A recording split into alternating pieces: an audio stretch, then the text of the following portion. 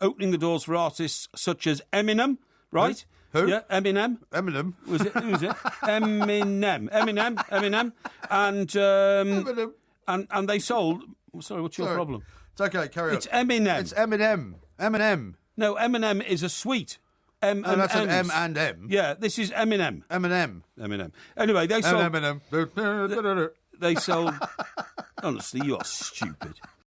This is TalkSport. We are the two Mikes, and I'm delighted to say that back from his secret mission, it's time to say very good morning to Mr. Mike, a Porky Parry. Very good morning to you, Mr. Parry. Yes, a very good morning to you, Mike. And I have to say, if I was a Spurs fan, obviously you would be devastated to have gone out of the Champions League, distraught. Yeah. Particularly as Harry Kane, only his second game into his comeback, smashed that penalty home with such vigour, didn't he? Venom, yes. Such, venom, vigour, enthusiasm, call it what you want. And then 38 seconds later, the game's lost. But what a comfort Spurs fans must take out of the performance of Hugo Lloris. Hugo Lloris, yes. Well, I mean, they've always known that Hugo Lloris is a fantastic goalkeeper. Well, I mean, he was a world beater last night. And he's often been the best player for Spurs. Has been. I would say that even in last year when they very nearly won the Premier League, but just sort of dropped out at the last 100 yards. He was very much a big part of that, because they would have let a lot more goals if it wasn't for him. Yeah, well, But you were saying earlier, how are they going to keep hold of him? Well, when you get a player who performs like that on the world stage, and the Champions League, make no mistake, is the world stage. It's watched by everybody, certainly in Europe, and it's only really Europe that matters. Yes. Because South America is bankrupt, so they can't attract some of the world's best players. That's why all the South American Well, they don't attract the world's best here. players, but they flog them all over here. Yeah, they do. Yeah, of course they do. Yeah, that's right. I mean, Europe is awash with South American players. Yeah, but Hugo, I could see him pushing off to, Real or Barca. Juventus or something like that. Yeah. What sort of language is that? Well, I'm just trying to. Is it Juventus or Juventus? It's Juve, Juve, don't they? Some people say Juve. No, Uve. I think a lot of people say Juve. No, the J is silent, honestly. I've been there. I know the place well. Have you ever been to... I've always said Juventus, but I mean, there are some people who pronounce the J. That's what I'm saying. No. Have you ever been to Turin? I have. Marvellous A very long time ago, though. You walk down the high street and... What, Turin High Street? Yeah, Turin High Street. Sure that's the name of it? Yeah. And it's so spectacular because when you look up, guess what's at the end of the Turin High Street? What's at the end of Turin Town Hall? No. The Alps. The Alps are at the end of Turin High Street. They are, yeah. Really? Yeah, you look up and there, you think, well, it's a big mountain. What is it? There's lots of cities that I visited when I was a child. Yes. Basically, and I was very much the sort of 7-year-old who spent an awful lot of time asleep in the car. Yeah. But my father was perpetually running out of money. Yes. Because you had to keep changing money. Driving through Europe was quite complicated those days. Yes. Because you'd have to make sure you had enough francs to get through France. Yeah. Then you'd have to have enough Deutschmarks to get through Germany. And then you'd have to have enough lira to get through Italy. Yeah. And I seem to remember we were constantly searching for a bureau de change. Yeah. And I remember walking through Turin and I was on his shoulders falling asleep. Yes. So I don't remember too much about it, to be honest. Right, okay. Well, I know you're not interested at all in that story. I met a Merseyside school teacher there because... what was her name? No, it was a chap, actually. Oh, really? And he and his girlfriend both worked you. there. But it was a bit sad, actually. It was the anniversary of the Hazel disaster. Yeah. And I was sent back to Turin, 1 year on to do the, all the commemoration, all kind of stuff. Quite sad. But it is a brilliant city. And it's got a paper called El Stampa. Is it sure it's El Stampa? Yeah, Le Stampa. Is it Le Stampa? Le Stampa, that's right, yeah. And they got upset with me, How about Corriere della Sera? No, that's not down there. Well, that's their sports paper, isn't it? What? Isn't that their sports paper? Which one? Well, that's Corriere della Sport, isn't it? Yeah. Corriere della Sera is their regular daily paper. It's like it's Gazzetta. It's a national paper, though. No, it's Gazzetta. But there's Corriere della Sport as well. I'm not sure there is. Yeah, there is. Well, the Gazzetta correspondent was a big mate of mine in London for many years. What was his name? I've forgotten now. I think it was it was a very Italian name, like Albacini or something like that. You know what I mean? Yeah. Right. Yeah. Can't remember now. Well, we have correspondents in Italy still. Yeah, of course we do. With very Italian names. Yeah, absolutely. But anyway, the point is that, you see, Spurs might find themselves in this vice-like grip of being starved of money, Arsenal style, because they're moving to a brand new stadium, and therefore, Mr. Levy might have to put the brake on spending to pay for the new stadium, which is quite understandable. So no pain, no gain sort of situation. To coincide with maybe a bit of a dip in form, losing Hugo Lloris. And but, I mean, this is a scenario you're painting, which is not necessarily something that's going to happen. It's just no. I'm saying this could happen. You've got to be, a visionary in the world of football. It could happen. And do you think that Real Madrid, because it's a big talk of the football world, are going to make a bid for Mauricio Pochettino? Well, you might say that, but I mean, Pochettino's record at the moment is not one I would have thought Real Madrid would necessarily want. And Zinedine Zidane is doing pretty well. Yes. You know, I mean, his well, team he's doing pretty well, but he's not doing spectacularly well. He just won the Champions League, right? Yeah. In his first year as a coach. Yeah, but I mean, he inherited somebody else's team. Last night was, I think, their 26th or 27th win in a row. They haven't actually lost a game since way back in the end of the, towards the end of last season. Yeah, but he doesn't excite, does he? They won the Madrid derby. You know, they were described by Sporting Lisbon, who played them last night in the Champions League, as the best team in the world. Yes. So why would you get rid of him? Well, many, many reasons. Because the principles by which those, what I'd call super clubs run is, OK, we've got a decent enough manager at the moment, but if there's a better one around, we'll have him. Yeah, but that's fine. As simple as that. But what I'm saying is Mauricio Pochettino any better than Zinedine Zidane? I don't think he is. I don't think he's proven that yet. Only time will tell. Time will tell. I don't see why you're now willing to destabilise another Premier League team who happen to still be in 5th place and not doing too badly. No. I mean, more interesting to me is the conundrum about Leicester City. Yes. Who have done brilliantly in the Champions League. And I wonder whether our good friend, Claudio Ranieri, has actually got a fantastic plan, because I heard him talking after the game saying, now we will concentrate on the league between now and March, which is when the next Champions League game is played. It is, yeah. So, I mean, that's fantastic, isn't it? Yes, it is, if he's got that all sorted out. I mean, everybody... But if he's got that in his head, maybe this was his plan all along. Maybe it was. Sort of sleeping giant in the Premier League up until, mid-November. The next game in the Champions League doesn't matter. They're now in the knockout stage, so they now concentrate on the league. I do think it's absolutely ridiculous for people last weekend to have been talking about, what are the odds on Leicester getting relegated? You've got to go back 100 years to find the last team that won the League Championship one season and got relegated the next. That's not going to happen. Of course it's not going to happen. No, they're not going to get relegated. It's far more likely they'll get to the last 4 of the Champions League than get relegated from the Premier League. You think? All the time when people say it can't happen, of course it has happened spectacularly in football. When Nottingham Forest won the European Cup, that was the equivalent today to Norwich City winning the European Cup. I don't think it was. Yes, it was. That's how unexpected it was. You've got to remember that 2 seasons before Nottingham Forest won the European Cup, they were 2/3 of the way down the second tier of English football, the second division. Right. And Brian Clough got them up into the first division by the skin of their teeth. Yeah. I think they only got there in a playoff or something like that, or finished third or something like that. They didn't have playoffs then, did they?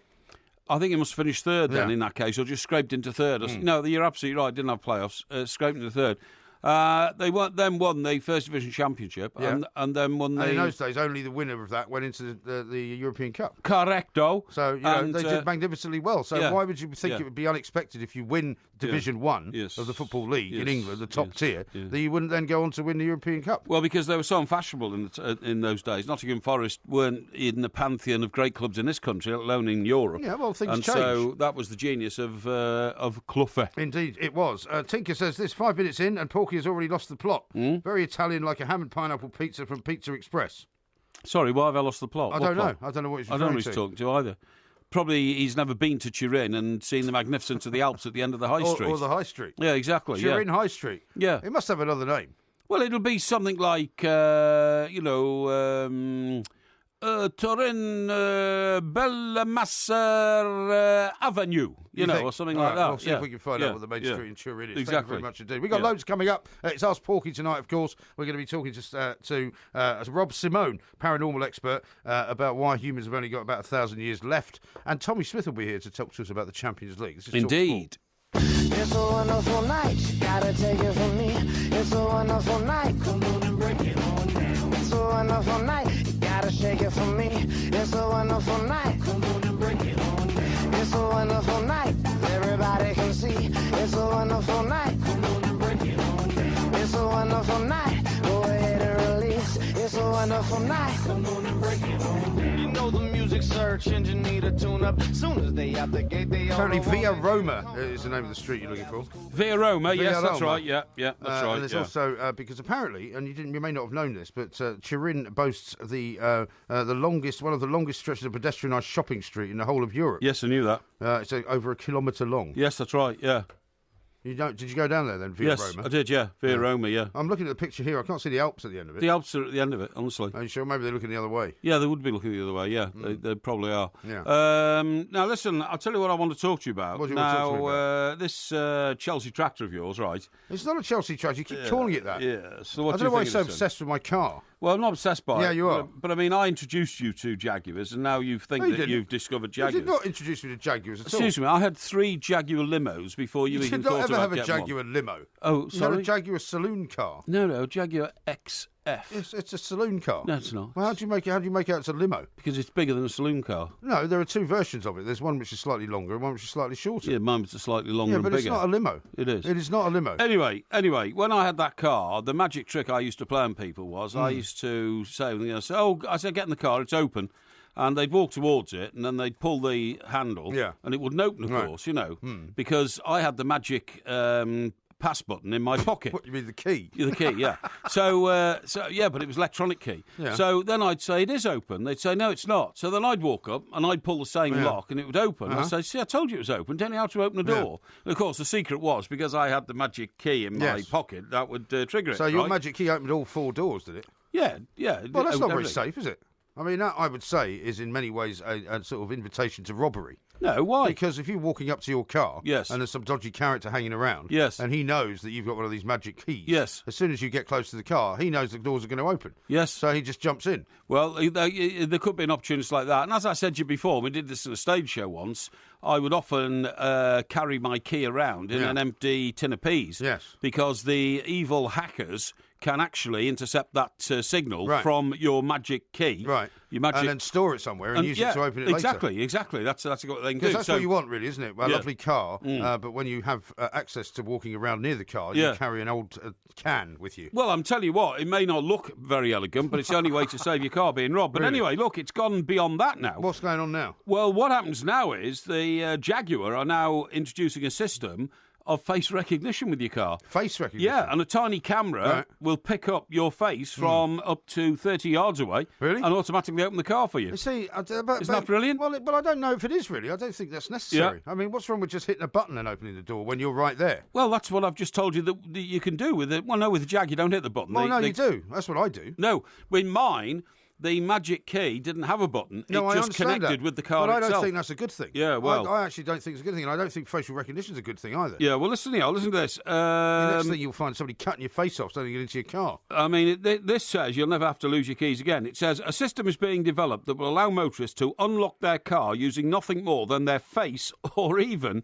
if they program it properly, their distinctive walk towards the car. My distinctive walk? Well, you say I've got a distinctive walk. Yeah, well, I mean, listen, one thing we can guarantee is that your walk doesn't get wobbly when you walk towards your car, because, of course, we do not practice the evil art of drinking and driving. What happens if you are somehow injured in some kind of, industrial accident? Well, and you start limping, and so your walk changes. Well, take the sciatica I've been suffering from for the last 2 weeks. Your car. And, I've been almost on my knees, to be honest, trying to establish an upright walk. And it's been very, very painful, but I haven't moaned about it or told anybody because it would put pressure on other people. Anyway, it says,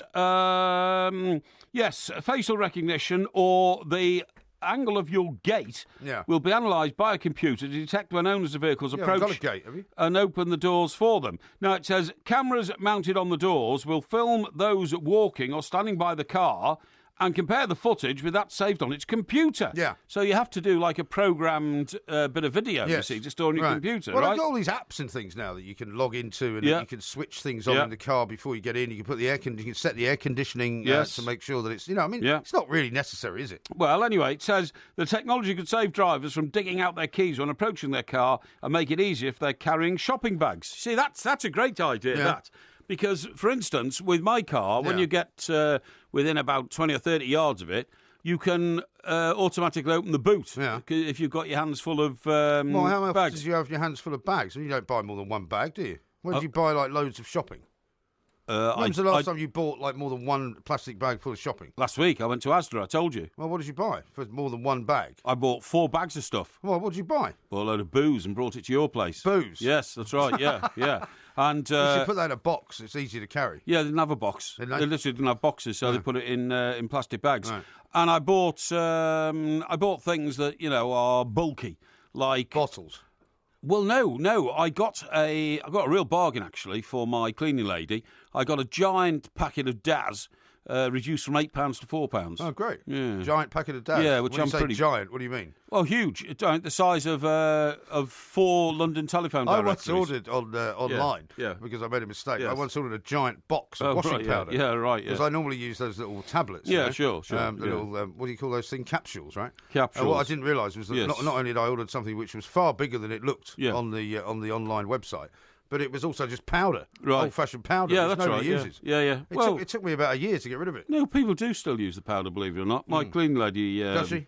prefers it, my housekeeper. Yeah. Now, it says here, but getting back to the car, right, the system will also be seen as a safer alternative to many electronic keys employed in new cars amid concerns over the number of devices being cloned and intercepted by thieves to access vehicles. Yeah, but so if people are cloning things and accessing, what can only be described as data-driven, machines, why do they not just go back to the old-fashioned way of opening the door with a key? Well, I don't know. Because that would be simpler, wouldn't it? It says here, details of the technology were revealed in a recently published patent application by Jaguar Land Rover. Yeah. That's the company whose car you drive. That's right. The manufacturer said it did not comment on future technology in its vehicles.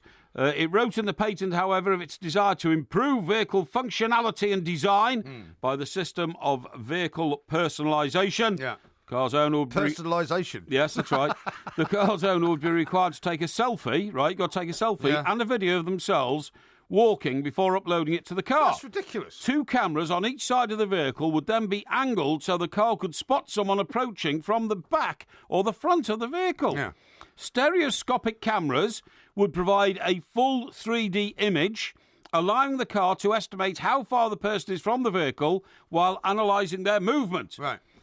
Well, I just think it's incredible. Well, I would rather they spent their money in their research on trying to develop tyres that don't burst. Tyres that don't get punctured. Yes. Cars that don't break down. Yes. That's far more interesting to me than how to get into it. I'm quite happy to press a little zapper to open the door, which only opens one door, which I can get in, just in case there's somebody on the other side of the car that I don't want to get in the car. Now, listen, a bit of research on this shows that in future vehicles, right, this is even better, there will be no such thing as door handles on doors. In fact, the easiest way to open a car in the future is to wave at it. And if you're waving... you do a lot of that. You're waving at trees in the morning. You're waving at your car. You wave at it, and the moving image may be a gesture which would trigger the door to be opened. Still more sophisticated embodiment may use discrimination between different gestures to unlock different doors of the vehicles and even start the engine. Yeah. Isn't that amazing? But it's ridiculous, though. I don't think they need to do it. How about this from James, who says, it's called a car key fob, Porky, you utter plank. Okay. And here's one from Baz, who says, Mike, have you got a twin? He could nick your car. Because it might have facial recognition and it would think it was the same person. No, I think you'll find that facial recognition is so minutely observed that it never would. And Craig says this, if his hands are full of bags, how does he open the boot? I think that's directed at you. Yes, that's because it triggers a signal to open the boot as you approach the car. Just put the bag down.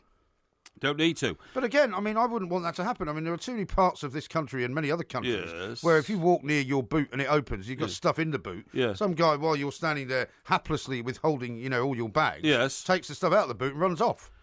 Look, which opportunist thief is going to nick my brand new £76 pair of wellies, hey? You've got a brand new £76 pair of wellies. Why? Yeah. Well, I just thought I needed them. Well, you don't need them, do you? Well, I might do, because they might get muddy. They're not very good for your stature, those wellies. Why? Well, because they're not great to walk in. Well, it doesn't matter. I mean, they protect your what sort shoes of wellies from getting are muddy. Hey? What sort of shoes are they? They're green ones. What make are they? Top of the range. Top of the range what? Wellies. Huh? Are they hunters? Yeah. Hunters could be. Are they hunters? Could be. Have they got a little strap on them? Yes, they've got like it. That's right. They have round the top. Yes, that's right. Yes. So they're probably hunters then. Oh, there you go. Well, you don't know, do you? Well, I get these things. But the way technology and sophistication goes on, you've got to keep up with it. You know what I mean? You really have. Well, you have, but some of it is needless. Here's one. Talking about technology. Here's one from Becky, who of course hasn't yet received the new DVD. She says, "I'm good that humanity has 1,000 years left on Earth. Maybe I'll get the new DVD before we go supernova and explode." Well, I have to apologise once more, Becky, for the gross inefficiency of the organisation. Which you head? No, that division. That's your division. That division of the organisation. The distribution division is entirely your affair. No, it is headed up by old MG. But no, that's not true. I'm going to take it over. Incorrect. No. Paul says this. Wow, the cup of human kindness really does runneth over, eh? Lucky old Mrs. Mop, a bargain box of Daz. Yes. You old charmer, Porky. Well, I like to provide proper facilities to get the job done, so to speak, and it could be a bit of good news for coming up to Christmas. Might be in for a new fridge freezer. A new fridge freezer? I thought you bought one of those recently because your other one was all frozen up, wasn't it? It was, yeah. So what's happened to that one? Have you still got that one? No. You got rid of it? No, sorry, I have still got it, but it's... it's out of commission? Yeah, it's so you don't use the freezer anymore? I do use the freezer. But does it work? Yes, it does work. Well, why you get a new one? Because I can't get the bottom, what's it called, plastic tray out because it's frozen in. And what's in there? I don't know, because it's frozen in and it's misted over, so I'm not sure. Oh, dear. So I've got to get the chisel out and get it out. Oh, okay. Yeah. All right, why don't you just defrost it? That would be too painful an exercise because it takes too long and I haven't got the time. All right. I asked the housekeeper to do it, but even she couldn't stay that long to do it because apparently it can take like a day and a half. Take 36 hours. Well, go away and come back again. No, I can't be bothered now. I can't just be get bothered. rid of it. Unbelievable. This is Talk Sport.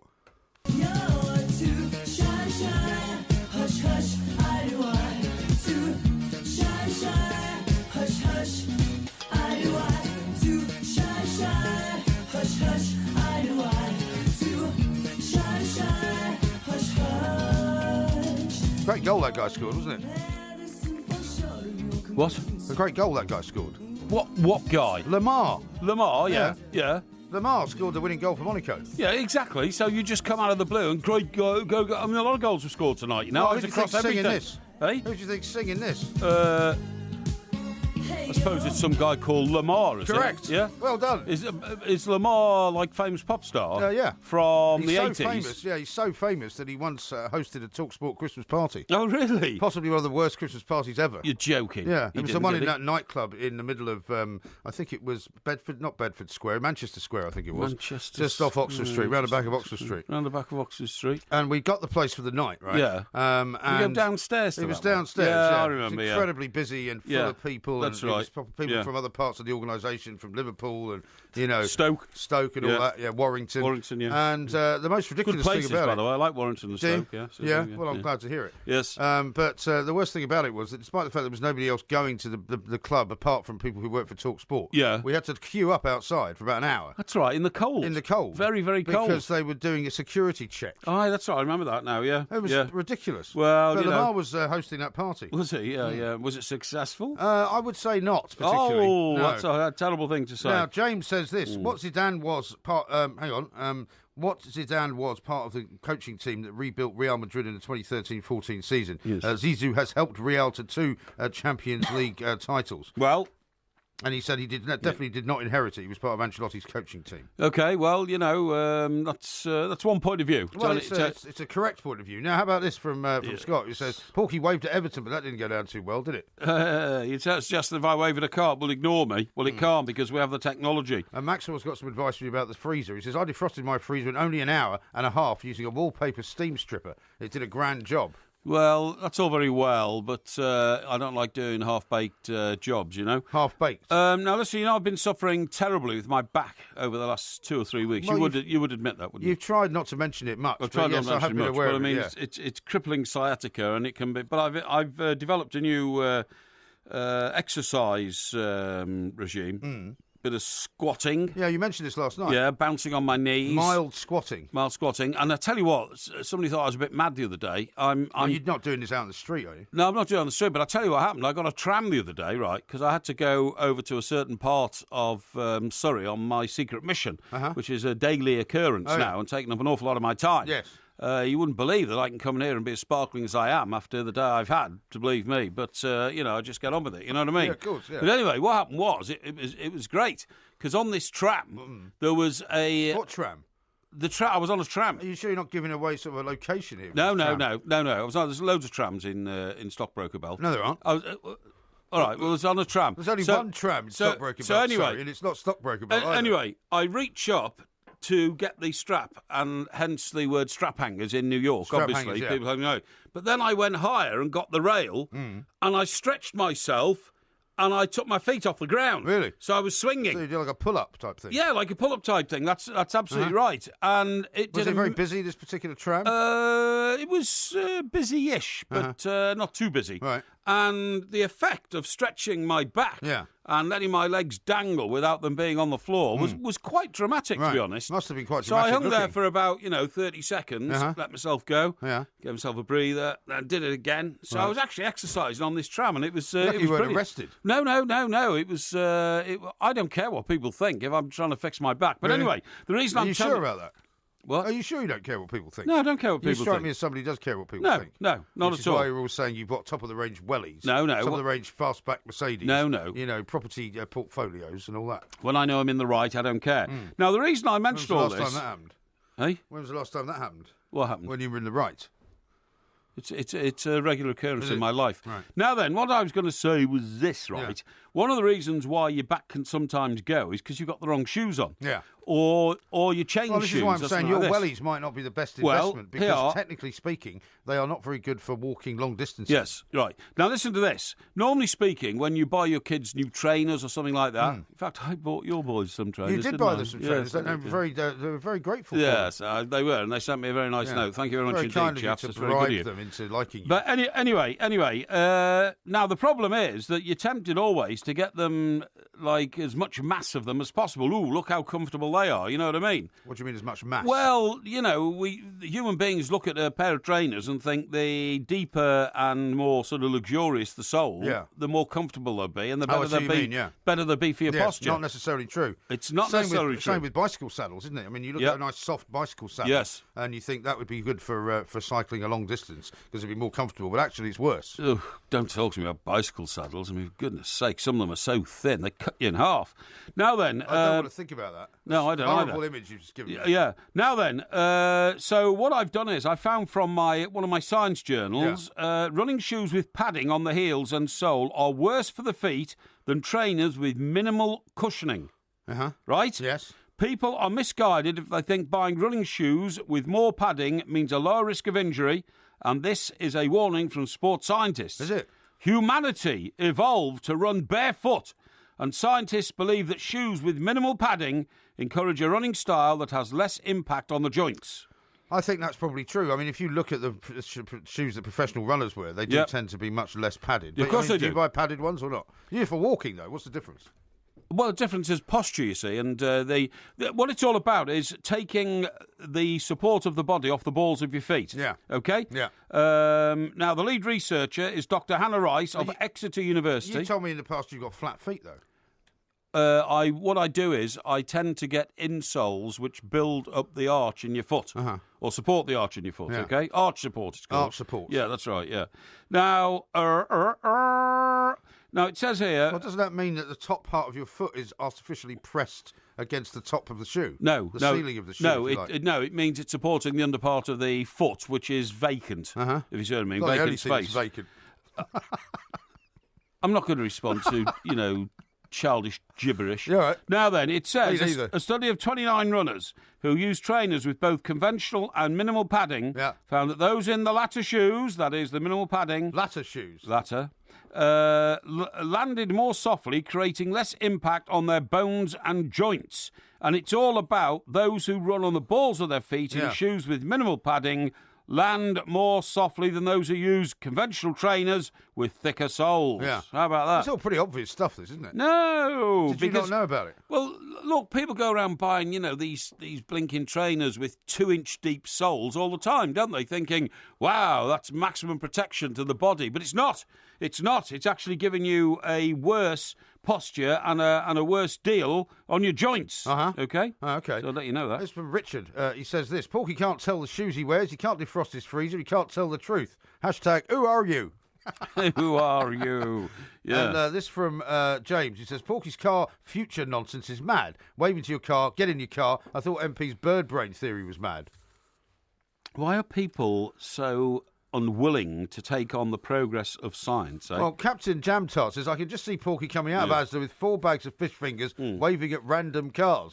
The man's barking. No. And also, somebody else said, and I can't find it at the moment, what happens if you wave at the car just as you're kind of getting close to it, but it turns out you're actually waving to somebody across the street, and you've parked the car, car opens, unbeknownst to you, you go to work, somebody comes and nicks it. Well, I think you'd have to be a bit more careful about that, wouldn't you? I think you really would. But, you know, I don't know why you sort of have to put up all these problems to the advance of science. Well, these are the sort of questions that people ask. Lizzie says this. I thought it was your retina that they checked. Facial recognition would take too long with all of Mike Parry's faces. No, it wouldn't. It wouldn't. Actually, somebody sent me a picture today of some packets of pork scratchings with my face on it. It's with wonderful. Your face on it? Oh, yeah. Is this your new project? Well, it's a project. It's not the secret project I'm involved in at the moment, actually. No. That's something much, much more serious, which I can't tell you about and don't intend to. And Paul says, no way Porky reached the top rail on the tram, more like the handle on the back of the seat. No. And one from someone who doesn't give a name. He says, stop banging on about your back. Go and see a chiropractor. They're great. I had a dislocated pelvis. The NHS said there was nothing wrong with me, but he sorted me out big style. Yeah, well, I mean, it's Have you ever been to a chiropractor? I've got such a good physio, and I've told you before, she's a lady who's part of the England rugby team physiotherapy team. But That's right. I just can't see her at the moment because she's not around, if you see what I mean. You know, she has... What do you mean she's not around? Well, she's in prison or something? Sorry? She's in prison or something? No. She's working, you know, somewhere in the country with a group of, top-level athletes, and she's busy, but I need to get to see her as soon as she gets back. Hey, I've got a question for you. Actually, I came across a new newspaper that I didn't know about when I was perusing over a few hours ago. Nobody can be mad enough to start another one, can they? Guess what it's called? What? The Hockey Paper. The Hockey Paper. Have you seen this before? Let me have a look. The Hockey Paper. Do you know, I bet you that is produced by my old mate David Embry. That's what I thought. Yeah. Well, he's the guy who used to do the non-league paper. He still does. He does the non-league paper. He does the rugby paper. He does another one. Cricket. I think he does the cricket paper. So I bet he does that as well. Well, apparently it's issue 2, Wednesday, November the 23rd, which is today. Right. Only £1.50. It's got such things in it as Alex Danson, no room for egos in my ideal team. Right. Don't know who that is. I bet you that's published by David's company down in Wimbledon. Yeah. Todd Williams, the best players chase the game. Mm-hmm. Trolls will force Maddie to shut down social media. This is a story about England's goalkeeper, Maddie Hinch. I'm very pleased to see that. That's good. Who's going to buy it? Well, people who play hockey and support hockey and, how many of them are there in the hockey fans. Black Friday stick sale is the advert across the bottom. Discount hockey equipment. Yeah. Well, I mean, look, there's Maybe a lot... you could get a column in it then. Because your sister was a big hockey player. She wasn't, and she played Maybe she knows nearly about 40 this years. Maybe she does. The point Take is... your time, by the way. The point is, you wouldn't believe how popular hockey is on a Saturday afternoon amongst, Listen, I used to see him playing on Hampstead Heath when I was a kid. Yeah, the upper classes play it. That's what I like about it. It's not just the upper classes that play hockey. No, you don't find working class people playing hockey, honestly. No, you don't. No, you don't, honestly. It's very much I would say, a Middle England game. Yeah, well, you'd be wrong about that. No, I wouldn't be. Totally okay, wrong. All right. When was the last time you were on a council housing estate and you saw all the kids playing hockey in the street with a tin can? When was the last time? I haven't been on a council estate for many years. No, well, there you go, you see. I don't tend to go to council estates. Oh, really? Why would I? Oh, because you're elitist, are you? I'm not don't like elitist, mixing with people on council estates. Well, why would I go to a council estate? I mix with them all the time. Well, no, I don't live on one. Do you? You call people who live on council estates scum. Oh, rubbish. Yes, you do. That's absolute nonsense. That is down in black and white. I deliberately walk through council housing estates sometimes just to feel part of the people who live there. When was the last time you walked through a council estate? About 2 weeks ago. Which one? In Gosport. Gosport? Yes. Really? Yes. That's full of council estates, isn't it? No, it's not. It's full of nice people in nice houses, and I sometimes like to, what's the word? Morph with them. Not morph. What's the name of the council estate? I don't know, because I don't wish to unfairly, put people under the spotlight. I see. Very wise. Very wise indeed. I've got loads more tweets to read out. Excellent. It's Ask Porky coming up a bit later. Yes. If you need any help from this man, by all means, send us a tweet at the 2 Mics. Yes. This is Talk Sport.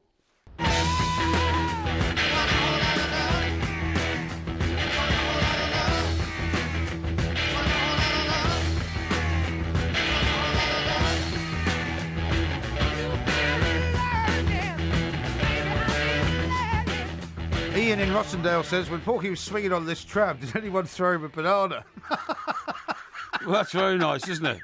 That is very nice. Well, it does conjure up that sort of image, doesn't it? No, it doesn't. All I was doing was, moving myself up and down 2 or 3 inches just to try and get some, some sort of stretch into my back because of the dreadful sciatica I was suffering, which rendered me almost unable to walk at times, I have to say. I know. Sadly not unable to talk, though. Andy says, is there anywhere Porky hasn't been, anything he hasn't done, anything he hasn't seen? Yeah. Hashtag man of the world. Yeah, well, I think there's something to be said in that, obviously. Yeah, I don't think there is. Now, let's talk to Tommy Smith, because Tottenham are out of the Champions League now. It was a must-win game for them last night against Monaco. They didn't win. In fact, they lost, and so they're already taking an early bath. Let's talk to Tommy and find out what this means for Pochettino and maybe for Lloris as well.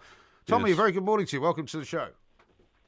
Thank you very much, guys. A very cold night in New York. Is it? Yeah, well, it's pretty chilly here as well, to be honest. But it's all even colder in North London at the world headquarters of Tottenham Hotspur because, they didn't play very well in the Champions League. They can't play, it seems, at Wembley Stadium as a home ground. Next season, they're going to be there for every single game. This is not good news for them, is it? Not at all. I mean, this was a game today, this is a game today where you have to do something and you have to get it done. And I mean, when they save a penalty kick, you say to yourself, oh yeah, things are going right. If you're a Spurs fan, you're feeling good at the time. But then they give up a goal. And I mean, okay, to get a draw, it's 1-1. And then they're criminal marking. I mean, I'm not even sure what they were thinking about. It looks like they were almost still celebrating the goal when they allowed Monaco to score another one, and that was the killer blow. I mean, there was no discipline attached to that goal at all. But, Tommy, they always say the most vulnerable time for a team is when they've just scored because, they drop their guard and they're celebrating and thinking that they've made everything look rosy in the garden again, and then they get caught out just like that, as you quite rightly say. However, Harry Kane putting away that penalty the way he did with real passion and power and confidence is a good sign for the immediate future for Spurs.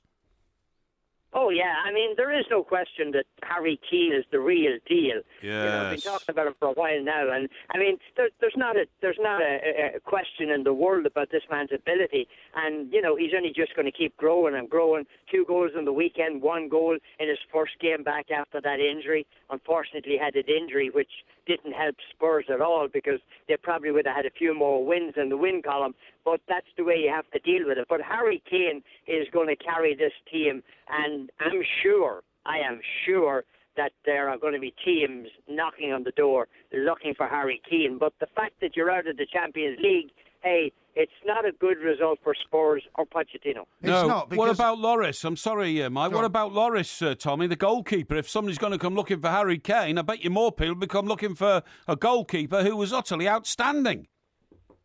Oh, yeah. They better have all their T's crossed and their I's dotted in terms of these contracts because these 2 lads now are worth a lot of money.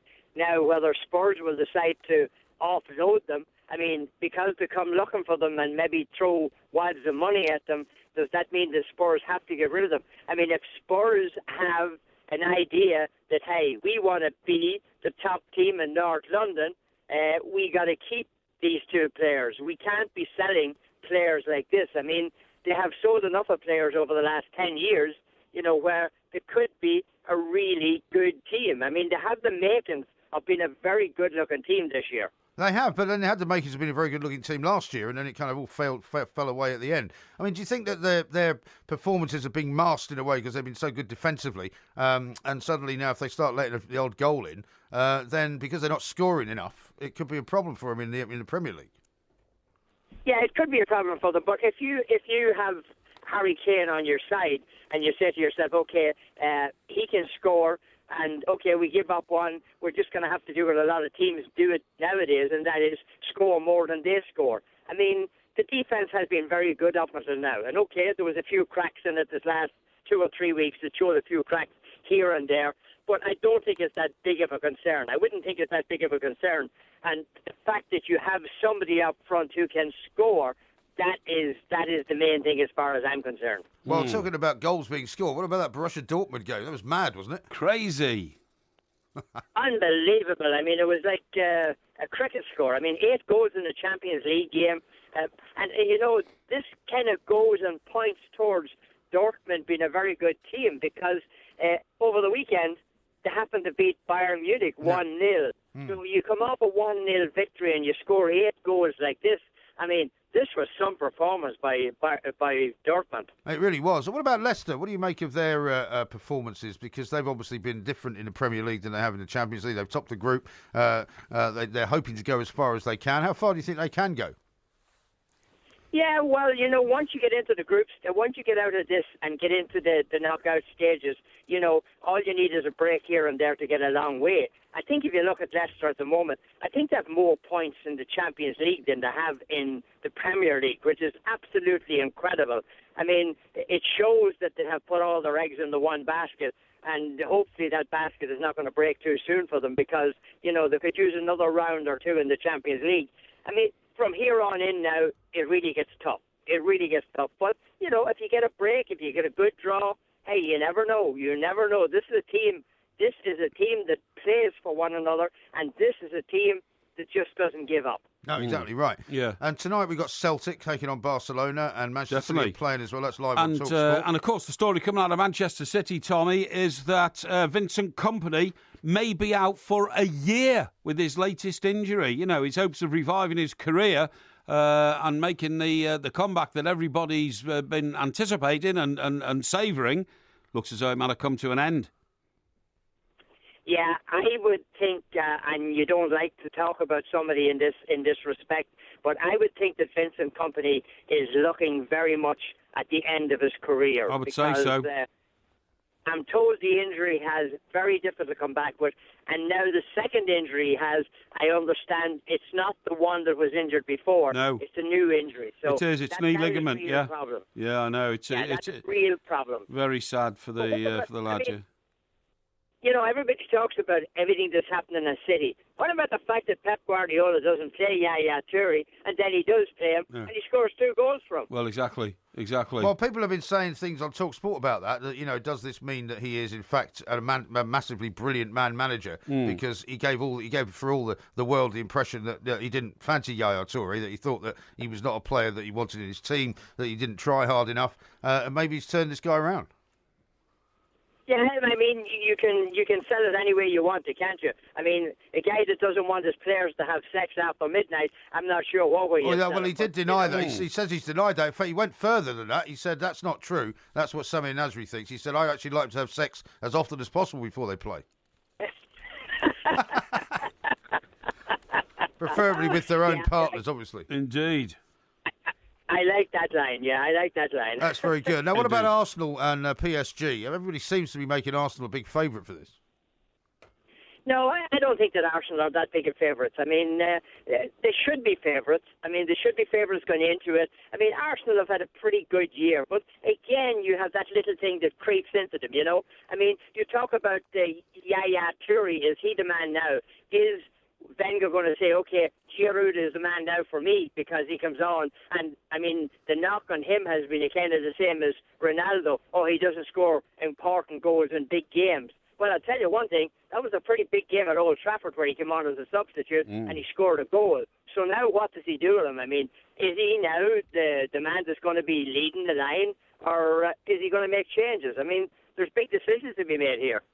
Absolutely Indeed. right. And I mean, so who do you fancy so far for the Champions League? I mean, you've just said Dortmund are looking pretty good. Bayern we haven't seen too much of yet so far, have we? And Real Madrid are just sort of moving along rather nicely.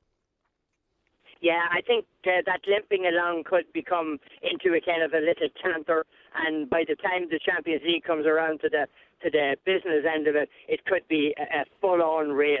I mean, the team today, it looked like they were in trouble to give up the penalty kick. It looked like they were in trouble. It's 1-1, and even though they had a man up, there's still no penetration by them. But when they needed the goals, just like Saturday, they needed the goals against Atletico. Ronaldo scores 3 of them. Today, their main man comes up and he heads a brilliant goal. I mean, that's a brilliant goal that Benzema scored for Real Madrid to put them back in the lead. So I think that when it all shakes out, boys, it'll be very hard. It'll be very hard to deny Real Madrid another Champions League. Well, funny you should say that. Arsenal might have a say in it. They're already through to the next stage of the competition. They've got dead rubber games and all that kind of stuff. Well, they've still got to play PSG tonight, Well, I know they have, but it's a dead rubber game, isn't it? Both Arsenal and PSG are through. So I think that's a flaw in the competition, it's not really a dead Tommy. rubber, because the problem Arsenal have had over the years is they don't finish top of the group and then they get knocked out in the next stage. Well, I think it's a flaw. That's a sort of defeatist talk. No, it's not. That gets Arsenal knocked out. No, it's not. What do you think, Tommy?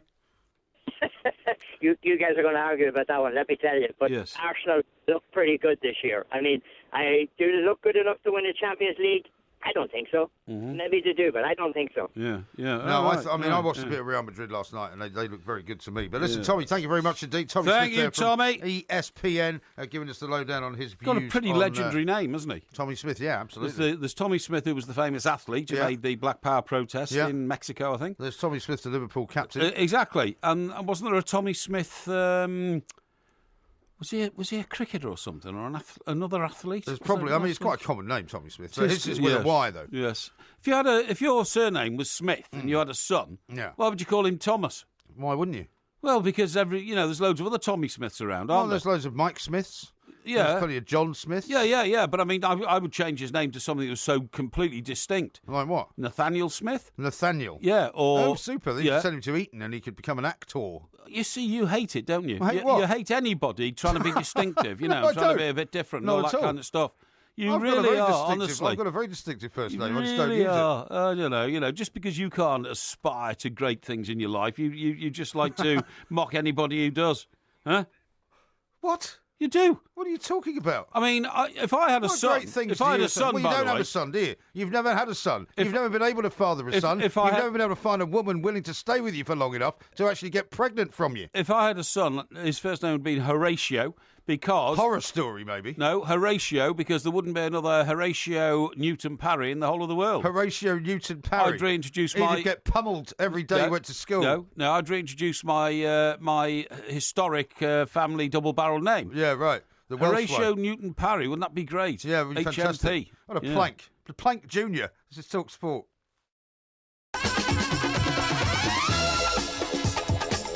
There will be a podcast coming out a little bit later on. It's Porky Vision tomorrow night, of course.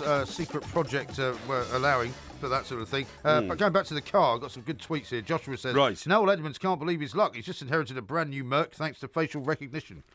Oh, I understand that. Now, that's a joke. It's a joke. Yeah, and Dazza says, please can we have a picture of the top-of-the-range wellies with Velcro straps? They haven't got Velcro straps. They're buckles. Buckles? Yes, that's right. Yeah. And Derek in Pencoed has been in touch. I mean, he's basically saying that there must be wellies for wallies. Wellies is for more wallies. or less what he's suggesting. Yeah. It's Pencoed, you plonker. Yeah, thank you very much indeed. And Paul, who's a QPR fan, says, Porky, you must have more money than sense paying so much for a pair of wellies. I bought a pair of Dunlop wellies last week for £12. 12 quid? Yeah. Yeah, but Dunlop was the guy who invented the rubber tyre. Did you know that?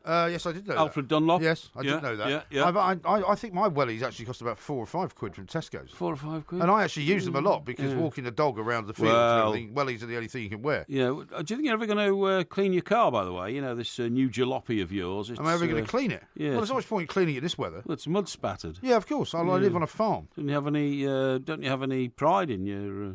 What, are you worried? Why are you so obsessed with my car? No, I'm not obsessed I know with it's a lot better than yours. No, I know that it's upset you, cut you to the quick. Not at all. However, I'll wash it when the weather gets a bit more clement. But at the moment, driving up and down, and I was back into Sussex again yesterday. Yes. You know, the roads are all covered in moisture, and so the car gets covered in what can only be described as dirty rain. Dirty rain. So if I washed the car today, it would be as dirty as it is now tomorrow. I just want to tell you about a thing called dirty rain.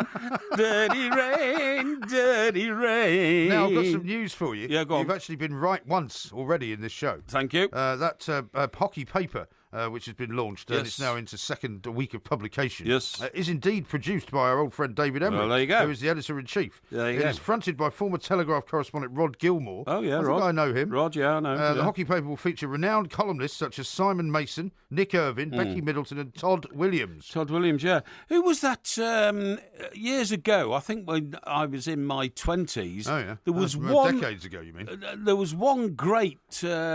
tennis player who caught the imagination of everybody called Sean Curley. Sean Do you remember? Curley, no. I do. I remember Buster Mottram. Buster Mottram was He was in the National Front. Yeah, but he was a tennis player anyway, you idiot. Well, you just said a tennis player. I didn't. I said hockey player. You said a tennis player. Did I say tennis? You said I'm tennis. sorry, I meant hockey. No, there was one great hockey player who excited everybody because he was like the hockey equivalent of Diego Maradona. Was he? And his name was Sean Curley. No, I don't remember him. No, he was. If you asked me to name a hockey player, I could not name you one. No, well, he's the only one I can name. Now, the thing is, the reason I knew about him was that my mate, Sangi, right? My mate Sangi. Sangi? Who's he? In Sangster. Who's that? Well, he's my mate in the Midlands when I worked on the Birmingham Evening Mail. How am I supposed to know that? How's anybody else supposed to know it? Well, I'm telling you, Sangi. I'm explaining to you. Did he work with you? Was he your mate? We were two young reporters. We were two young reporters in the same Birmingham Mail office. Did he drink himself to death? In Redditch. Well, no, he didn't actually. He died of a brain tumour. Oh, that guy? Yeah, him, yeah. Right. Yeah, he's the one who collapsed in the kitchen with a... While he was cooking spaghetti bolognese. Yeah, that's right. Yeah. What do you call that thing at the back of your head when it goes? Neck. Eh? Your neck? No. Then when a blood vessel goes in the back of your head, it's called a... coronary? No, it's not coronary. That's your heart, isn't it? You know, it's... aneurysm? Aneurysm. It was that's right. He died of an aneurysm, unfortunately. Very sad because he was only a young man. Yeah. But he was very keen on hockey, you see. Did you move in on his widow? No, it was his girlfriend anyway. He wasn't married either. All right. No, it was girlfriend. Who incidentally was in Mensa, believe it or not. Mensa? Yeah, she was really? She was like sort of, highly intelligent. Although I'm very suspicious of people who are in Mensa, to be honest. Yeah, me too. I think anybody who wants to join an organisation to prove they've got a great brain is probably... Don't they invite you to join? Isn't that the trick? I think you apply, to be honest, and then you go for an interview, and then you have to prove how clever you are and all this kind of nonsense. You know what I mean? It's self-indulgent. I'm surprised you haven't actually got a Mensa card to prove No. I think they're rather fraudulent. I went and interviewed the guy who was at a Mensa once, and a new book had come out. In my role as London editor of the Birmingham Evening Mail, you know what I mean? Yeah. And he gave me a list of quotes. He said, put any of these quotes into your piece. He says, you can happily attribute them to me. And the first one was, a Mensa convention is where the eggheads get laid. And I thought, anybody who writes rubbish like that, that's awful, isn't it? Although it's true to say that when I was at Bath University, because it was a campus, what they used to do in the summer was they used to have Open University of summer meetings there. And so when you were in Open University, it's always done on correspondence. Right. But you could apply to have these sessions at Bath University. And apparently it was a right hotbed of Rogerisation. Was it? Yeah, I should imagine it was. Because it was all people who weren't really, they were mature students. So, basically they're out and, let loose on each other for about a month together, living in close quarters. Sure. But anyway, listen, so this Sean Curley guy, he was the pin-up boy of hockey, literally, and, he had a bit of a sort of panache about him. Oh, yeah. And so... Was he an England international or something? Yeah, he was the leading England national. I think he was the leading goal scorer in the world at hockey. He was very good. And anyway, what happened was, old Sangi comes in one morning, terribly excited, because Sangi played hockey, you see, on a Saturday afternoon. Oh, right, okay. I would normally go off and watch Everton in one of the Midlands games or something like that. Sangi would go off and play hockey. Then we'd meet up at a boozer afterwards. Was he particularly posh, this guy? Who? Sangi. Well, both his parents were doctors, actually, Doctors. funny enough. Yeah. But that didn't save him from being a drunk, which he was. Well, but is how you gravitated towards it, presumably. Well, he was a great guy, but he smoked about 60 fags a day, which might have had something to do with the aneurysm in the back of his head that eventually killed him at a very young age. I think he was only about 40. It was very sad. And but anyway, look, the point of the story is what is the point of the story? So I met him at the Washford Mill, which is a brilliant pub, by the way. It's got a glass floor over a stream that flows underneath to turn the water wheel in the Washford Mill. All right. It's a beautifully must be great at night. Historic pub, hey? Must be great at night. It is, yeah, because it's all lit up, you see. Yeah. So anyway, we get to the Washford Mill, for a few sherbets, you know what I mean? And I said, how did your day go? I said, oh, brilliant. I said, great, What is this story about, by the way? About Sean Curley. Sean Curley? Sean Curley's the most famous England hockey player ever. I've never heard of him. No, well, I know you haven't, but you're uneducated. I'm trying to educate you about him. So anyway, he says, fantastic news. I said, what is it? He said, well, after next week's game, Sean Curley's coming to our club. It's an exhibition night, in tribute to Sean Curley. I said, this is brilliant, brilliant news. And he said, I bought 2 tickets. You'll come along? Yeah, sure I will, So along, and Sean Curley turned up. But unfortunately, old Sangi had got onto the pochine, literally. Somebody had given him a bottle of Irish pochine, and he was so bladderated and out of it. Sean Curley was? No. My mate Sangy made a complete fool of himself in front of Sean Curley. I've got some info for you here. Yeah, go on. Alex says this, believe it or not, Mike Parry is correct. Sean Curley not only played hockey, he captained Team GB to Olympic gold at Seoul in 88. Well, there, thank you. Well, you didn't know that, did you? Thank you, hey? Well, you didn't know that. When was that? What year was that? 88 in Seoul. 88? That was the Ben Johnson Olympics, wasn't it?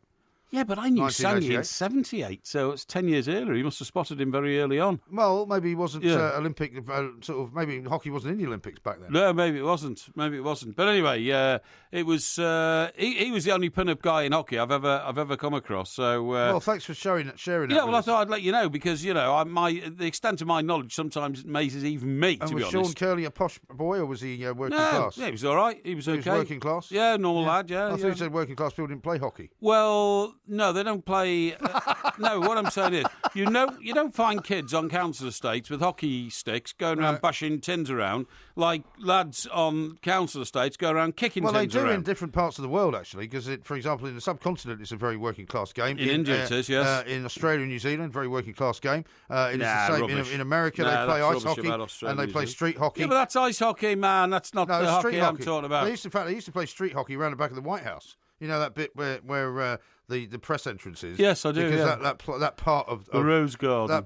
No, the Rose Garden's on the other side. Yeah. The Rose Garden's on the other side. Rose Garden's at the back, though. No, it isn't. It is. The Rose Garden's at the front. It's not. It is. It's not. It can't be. Yes, it is. No, it is. The back entrance. Yeah, the back entrance is where you go in the wrong way round. Yeah, you're thinking about it the wrong way round. Yeah, I am. And when they used to play street hockey, which is with roller skates. Yeah. On that very piece of land outside the White House. But it goes down in a slope in a hill. No, it doesn't. Away from it. It's completely flat. No, it's not. Honestly. Sure you lived there? Yeah, I'm certainly lived there, yeah. This is Talk Sport. Yes. Postman Pat, Postman Pat, Postman Pat, and his black and white cat. Early in the morning, just as day is dawning, he picks up all the post bags in his van. What are we playing this for? Well, now listen, I wanted to announce the fact that we have been getting increasing amounts of correspondence lately to TalkSport Towers. Yeah. Oh, yeah. Now, in an What age... sort of correspondence? Well, I'm about to tell you, if you would just shut up for a minute, please, and let me speak. Now, in an age when most people communicate by email, yes, or text, yes, or Snapchat and all that kind of stuff, Instagram, Facebook, all that kind of stuff, Twitter, all these sort of things. I think it's rather nice that people still take the time to sit down and write us a letter. Really? So we're going to have a regular weekly feature at this time. Well, hang on, you didn't discuss this with me. Well, I thought you should learn about it at the same time as it with the producers. Sometimes our millions of listeners. Well, of course I discuss it with our producers. Is this correspondence that's come to both of us? This is correspondence that's come to both of us, yeah. Is it? But I opened it. Well, why haven't I read it? Well, I'm going to pass it on to you now. This is the whole pass point. It on to me now. Well, how do I know whether it's suitable for broadcast? Because I've made that decision. Oh, you've made that decision? Yeah. Well, that's okay then. I've edited it all, I'm very happy for you. So I just wanted to let you all know. This is another section where you get to blather on about nothing at all. I would just tell more stories about Sean Curley, the world's most boring sporting star. We had a fantastic response on Twitter to the Sean Curley story. Everybody saying, "Hey, fantastic, Porky!" You know, they're telling me my knowledge is superb. Anyway. Just let you know. By the way, wasn't there an incident when you opened some post and it had anthrax in it or something? It had white powder in it.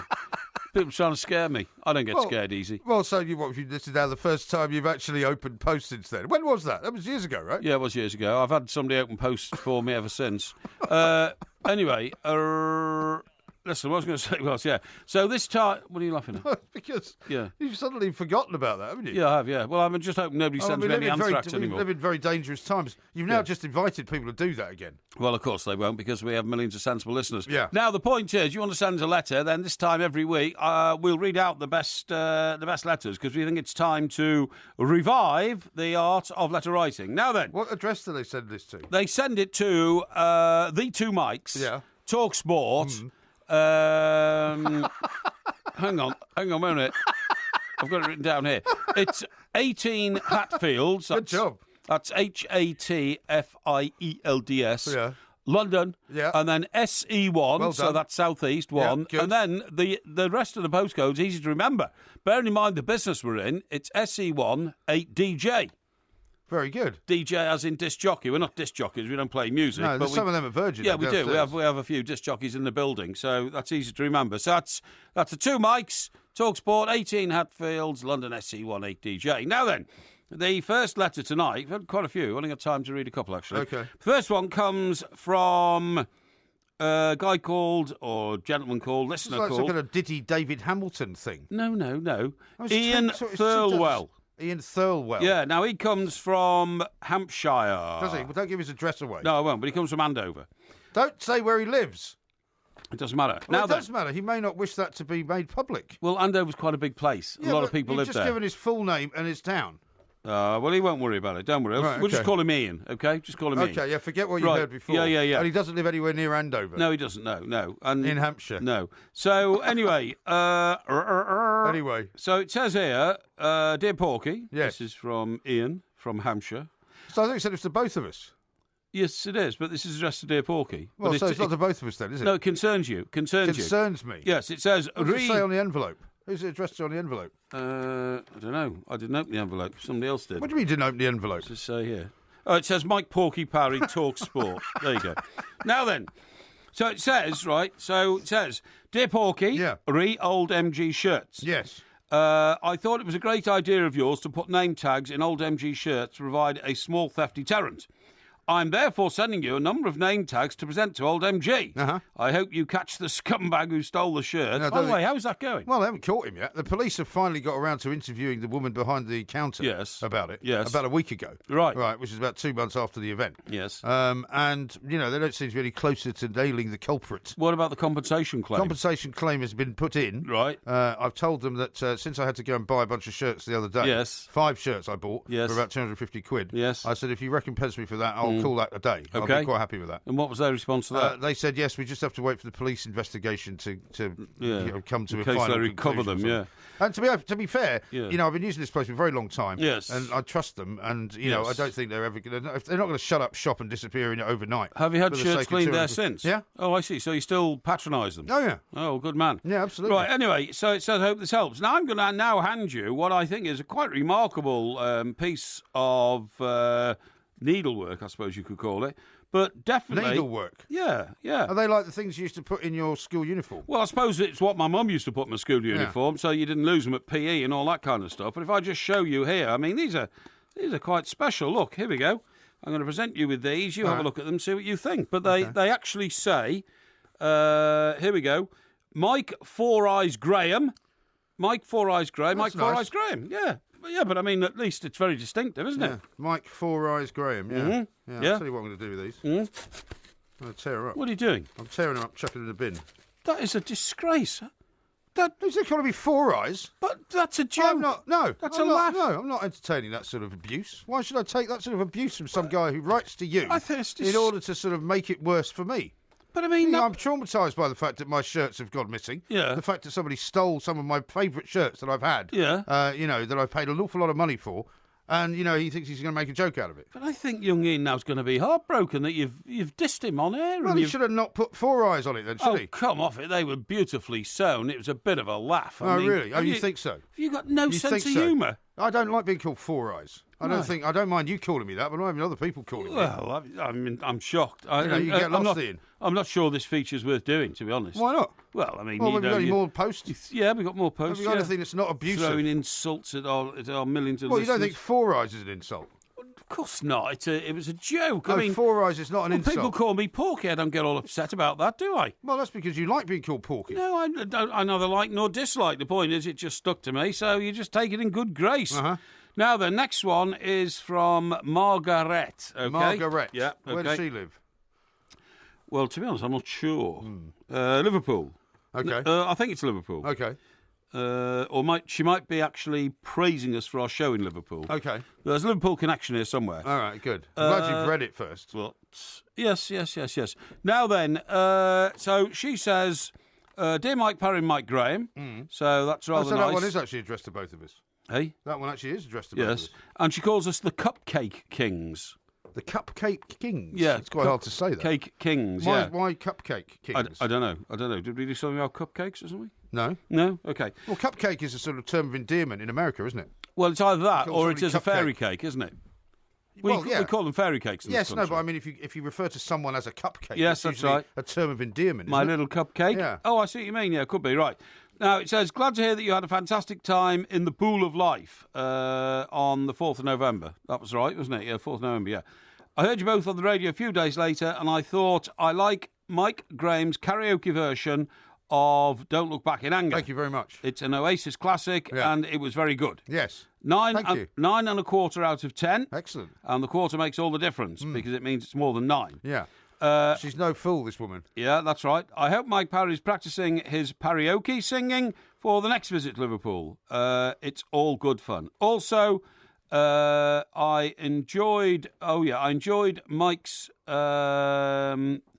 also Mike's, that's plural. Yeah. I enjoyed your Adelphi Hotel stories. It sounds vaguely hilarious. If the hotel stay had been a success with everything 100%, it wouldn't have stayed in the memory and been a source of great hilarity when you tell the tale. It wasn't very funny when they wouldn't let us in. No, it wasn't, no. And it wasn't very funny being in one of their broken down, rather tatty bedrooms. 12 quid a night. Yeah, the Porky special. It wasn't, actually. It was 85 quid a night. Well, you're the only person in there that paid 85 quid a night. And By the way, did you not tell me we paid twice? One room we paid twice Well, for, have you got that back yet? No, and that Why was not? £91. Well, why haven't you got it back? It went on to another credit card. Well, cancel it then. Well, no, because we had to justify the payment to the person who suffered. About? What, are you saying that money is now gone? It's not coming back? Well, I'm working on it. Anyway, it says here... shambles. Hang on. Your division of the two mics is fast becoming the laughing stock. So it says there are plenty of other great hotels in Liverpool. The Crown Plaza, which is where I normally stay, to be honest, down on the dock. Yeah. That's nowhere near where we were playing, though, was it? No, it wasn't. Hotel Indigo. I haven't heard of that one. And the Malmaison. Yes. I think the Malmaison had a bit of a problem. No, I'm not sure it did. No, I can't say that because I'm sure it's a great hotel. Well, I've stayed in Malmaisons elsewhere. So have I. They're very good hotels. I like Malmaisons. In fact, whenever I go to Newcastle, I like to stay in the Malmaison on the quay. Really? Well, how come we didn't stay there when we went to Newcastle then? Because we were actually doing a show in the city centre, which is a hell of a long walk up a very steep hill from the quay. Right. From the quayside. When was the last time we went to the quayside? Who, me? Yeah, you. Have you had anybody else in the studio? Maybe a couple of years ago. Anyway, it says... Can't lose the will to live here. Listen, just... Is this the best of the post bag? Anyway... Just shut up for a minute. It says, I love your... She's talking to me now, by the way. This is Margaret. It says, I love your entrepreneurial skills. Who's that addressed to? Me. She says, I love Have your... you sent these in yourself? No. I love your entrepreneurial skills. And then I can't read the next word, but it says, Porky, in relation to making homemade... What, hot cross buns, maybe? Oh, yes. I'm helping you out here. That's right. From your penthouse, you could make hot cross buns and mince pies with your faces on. I can see you and Mike Graham in Mike Parry's penthouse in your aprons. Oh, I see. She's saying... Aprons? Aprons. Slaving in an oven. Slaving over a hot oven. Okay. You can set up in time for Easter 2017. Why are you reading it like a 6-year-old? Yeah, well, the writing's a bit spidery. You could easily charge £1.50 for 4 buns, okay? She says £1.50 for 4 buns. How much more of this is there? Only a line, as the mixture would be of a discerning and luxurious quality. Very nice. Well done, boys. Love the radio programme banter. Yes. Best wishes, Margaret Liverpool. Well done, Margaret. She says, P.S. over the page. Mike, good luck with the... she says, good luck with the secret mission. I always thought you'd make an excellent person. And that's all I can say about that. Mm-hmm. Yeah. Well, that was great success, that was it. Yeah. Peter says, I think we should call this a new Mailman Porky segment, a work in progress. What do you mean? It was brilliant. And here's one from... it's all about communication. This snail mail Porky segment that Parry's come up with is just a sneaky way for him to solicit gifts, isn't it? I don't think so. Well, you won't get any more gifts, did you? Publicly threw them away. Well, if anybody wants to send any more, name tags with 4 eyes on them, they will go the same way. Yeah. Thank you very much indeed. That was Postman Pork. This is Talk Sport.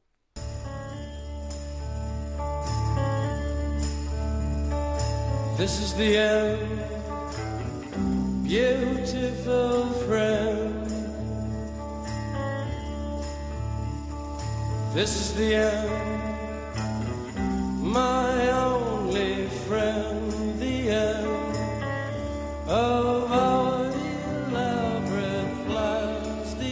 the two mics, it's not actually technically the end, but it might be the end soon, in about 1,000 years. Yes. Of humanity, they say. Yes, that absolutely. Song, the end? Yeah, who was that? It's the Doors. The Doors, yeah, that's old Jim, what's his name? Jim Morrison. Jim Morrison, yeah. There's a killer on the road. Yeah. That's Riders on the Storm. That's Riders on the Storm, yeah. Baby, you can light my fire. That's the same one, isn't it? No, that's Light My Fire. Yeah, I know, yeah, but it's the same guy singing, isn't it? Eh?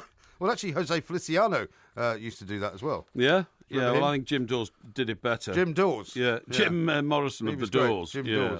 Let's talk to Rob Simone instead. Indeed. Because he's going to tell us what he makes of what Stephen Hawking came out with the other day, which is that the humanity that we now live amongst will be no more after about 1,000 years. Rob, very good morning to you. Mike and Mike, how are you, lads? Very well indeed, thank you. Very Great well. to hear you on the show again. Now, Porky's of the opinion that we're always getting these warnings and these kind of, terrible futuristic predictions being made by people like Stephen Hawking, who's a man that should be taken seriously in all matters. Why do you think he said this? Well, I've been following Stephen Hawking for a while. When I'm not producing and hosting paranormal talk shows, I'm part of a think tank, and we kick around these Well, sort you of can't be big doing that all the sky time, can you? ideas. Yeah. You'd be surprised. But, what Stephen says, and he said this before, is that we have a ticking clock. And he actually even offers suggestions why he thinks that we have maybe 1,000 years left. Those include alien invasion and artificial intelligence.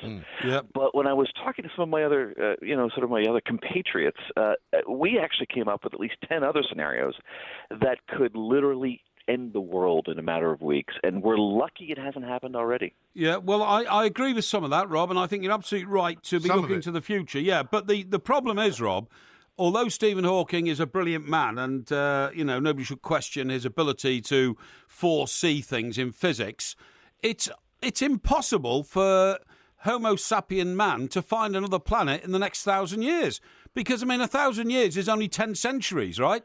Now, we've already been to the moon. That can't sustain us. We know we can't land on Mars, which takes about 3 months to get to. So where is this planet we're going to go to in 1,000 years? Maybe we'll build it. No, we can't build it. You can't build a planet big enough to take mankind. So where are we going to go, Rob? Well, we could build a space station. Yeah, and, but that would take a maximum. That'd take 100 people, right? Well, you've got 8 billion people on the planet. You could build a massive thing like the Death Star. You've seen the Star Trek films. Rubbish.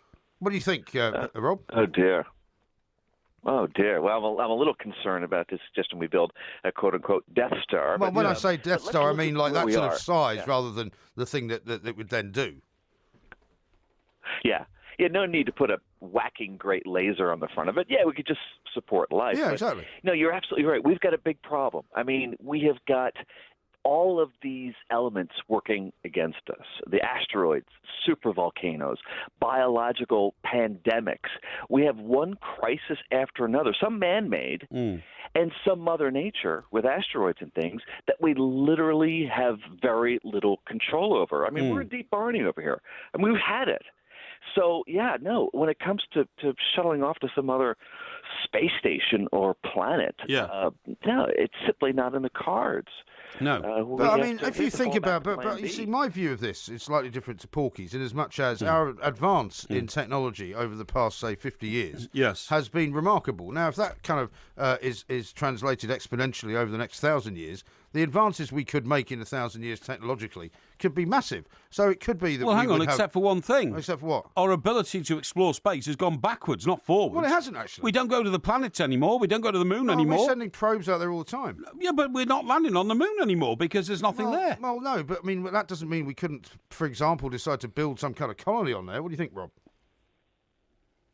Well, yeah, if we don't get knocked out by a supervolcano or a huge asteroid or even our own nuclear holocaust, which, by the way, has almost happened at least 10, 15 times. And I'm not just talking about the Cuban Missile Crisis. I'm talking about a computer chip going bad that has almost cost us a nuclear winter. But, yeah, if we can survive long enough, I feel as though the technology that you and I don't know about, but our governments do, could actually pave the way to something really tangible, an action plan. Now, I'm suggesting that we have technology, a secret space program that has already taken us to various planets in our solar system, but has been kept classified. Well, I mean, you were talking earlier about... hang on. This is a conspiracy theory we're getting into now, Rob, yeah? Well, it could be. Well, why... This is a projection. Yeah. But it's also a conspiracy theory. Why would we withhold information about new existence, new planets, new borders to break through? Why would we do all that? Why is it got to be kept secret? Well, we can just look back at the traditions that the Cold War has given us. Mm-hmm. It's the imitation game. When they cracked the Enigma, they couldn't even tell the people around them they did it. And this is what goes on in these very compartmentalized sections of the military-industrial complex. Mm. So if we can create some sort of dialogue between what we actually know and get this technology out there to first defend ourselves from these rogue asteroids and to maybe put some other systems in place, we just might make it. But this cult of secrecy might be the very thing that does us in. Well, the difficult problem, I suppose, as well, is that Porky's right in one respect, that if we were to go and try and find another planet or sections of the moon or something where people would go and carry on living, there would of necessity have to be some kind of selection process, wouldn't there? Yeah, you guys have to do another letter-writing campaign. Hopefully one with a little more substance than what you did last time. I think that's very harsh. I mean, it's only the first one we've done. So, I mean, we're hoping that the quality of the letter-writing might improve, Now, the other thing is, Rob, there's a discussion here about colonising Mars. Yeah. Well, that is never going to happen. Well, how do you know that? Well, how can it happen? We've already been there, and we've worked out that a human being cannot survive on the surface of Mars. So it's another mad idea. Well, no, Matt has said this. MG, please show Porky what SpaceX is doing to get us to Mars, and also further exploration of space. Yeah. There are lots of different technologies that are now being experimented with. Rob, I'm sorry, mate, but I think you're a dreamer. And I think you're leading people down a dream path. That's his fault. Which is... It's not Rob's fault. Sorry? It's not Rob's fault. It is, because Rob's talking about, mysterious communities and horizons that have been kept secret from the rest of the world. None of this exists. At least I'm not moaning about people calling me Four Eyes and losing some rubbish shirts. Well, you're absolutely right there. There's no need to get personal, Rob. Yeah, you should get stuck into him, Rob, because he has no... Why are you attacking me anyway? I mean, Porky's the one who's having a go at you, saying you're a dreamer and a fantasist. I mean, I'm a believer in some of the stuff you come out with. Yeah, I'd like to hear... You cut me to the quick, Rob. Sorry, yeah. Sometimes I get my mics mixed up. Yeah. But no, it really is about understanding what is necessary for humans to live. And Mars has plenty of things for us to get by with. There's water there, and there's other resources that could be mined and harvested with new technology. If we bring in the right stuff, we can live there for quite a long time. You've obviously seen that Matt Damon film, haven't you? We'll be there in 20 years. You've seen that Matt Damon film where he survives on his own. Did you not see that NASA actually said that there were things that they couldn't test properly in their own experimental environment? Yeah. But when they saw what the movie makers that made that Matt Damon film and also the other one that I saw, which I can't remember, was about the fifth dimension, right? Yes. They actually said this was useful to us because we could see how their model could play out the scenario. I think National Geographic also did a series on Mars just recently and said the same. It's on now. But Rob, you should be spending your time looking for a cure for cancer, which is achievable. Why? He's not a doctor. It doesn't matter. You're an explorer. Go and find something. Not an explorer. You are. You are an explorer, aren't you? Expert. All right, you're a paranormal. Well, use your paranormal skills to find out where in the Amazon jungle there is that plant that's going to cure cancer. And what if I did? How much luck or success do you think I would have in actually bring it to market? When you know and I know, there's more money in trying to treat cancer than there ever would be curing it. Yeah, well, I totally agree with that. But unless you spend that money and pursue the research, I mean, look, the disease AIDS, the shocking disease AIDS, has almost been sort of wiped out as a killer. It's still there, obviously. It hasn't. No, HIV's still there, but it doesn't have to kill people anymore. And that was through a massively funded public research program. Now, we need to do the same with cancer. And I believe, Rob, you could make a great contribution there by using your skills and using your paranormal knowledge to show us the way.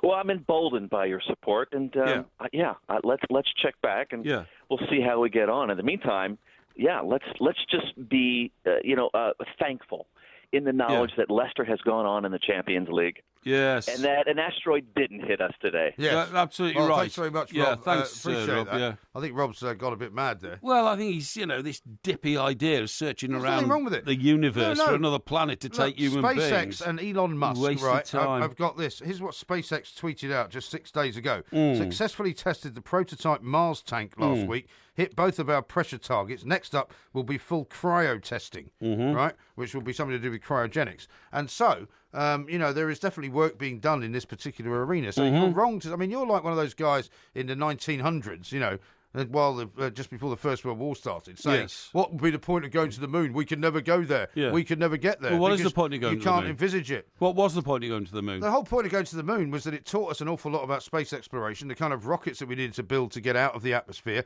and the kinds of pressures that we would face it's all a complete outside waste of time. the atmosphere. It's not a waste of time. It's a complete waste of time. Absolute All rubbish. the millions and billions and trillions spent on going to the moon, complete waste of time, because now we decide we don't want to go to the moon anymore. Incorrect. It's not. We haven't decided that. It's an exploration, mission that everybody got wrapped up in, and then when we got there, we found there was nothing there. I could have told them that. I could have told them nothing on the moon. How could you have told them that without going there? Because everybody knows there's nothing on the moon. You could tell from giant telescopes and radio signals. How do you know what's on Mars? There is nothing on Mars. How do you know that? Because we send radio signals there, and nobody has ever picked one up and sent one back. And we've sent probes there as well. And we sent probes which burn up in the atmosphere. And they've discovered water there as well. There's no water on Mars. They've discovered ice. They've discovered all kinds of stuff. Rubbish. You're just a flat earther who's got no interest in expanding your mind. You certainly can't sustain life on Mars. I mean, and David Bowie worked that out, didn't he, about 40, 50 years ago? Yeah, let's use that as a scientific treatise for space exploration. Well, he knows more about it than old What about Drive-In Saturday? Sorry? What about Drive-In Saturday? I know what you're talking about. Well, it's another one of his songs. Oh, really? Yeah, very interesting. You don't know Drive-In Saturday? What's that got to do with the moon and Mars? You just mentioned David Bowie. Nothing. I didn't. You brought him into the conversation. There's a starman waiting in the skies. I thought you weren't going to sing anymore on this show after I showed you up at the karaoke. No, you didn't show me up at all. Yeah, anyway, I did. Sometimes I just have to try and, I don't know, just put a lid on your garbage. This is Talk Sport. There's a starman waiting in the sky. He'd like to come and meet us, but he thinks he'd blow our minds. There's a starman waiting in the sky. He's told us not to blow it, 'cause he knows it's all worthwhile. He told me, let the children lose it, let the children use it, let all the children boogie. What a great song that is. I'm glad he played that, because now I don't have your version of it running around in my head. No, okay, well, I totally got quite agree. a few tweets to read out to you. Alan says this: Poor MG being targeted by the Post and now guests. What has he done wrong? Yes, exactly. Absolutely shocking, that. Yeah. And here's one from, let's see, who is it from? I think it's Dazza. He says, don't normally listen live, but can't sleep. And I'm an avid podcast fan. Yes. I saw you live in Manchester. Right. Great show. Any chance of a shout-out? Well, we can say hello to you. And we who's don't that? normally do shout-outs as such. No, who's that? Dazza. Dazza? I think it's Dazza. No, it's not. It's no listen, we can't sleep. I've got this fancy. It doesn't give a name, actually. Their name's at the bottom.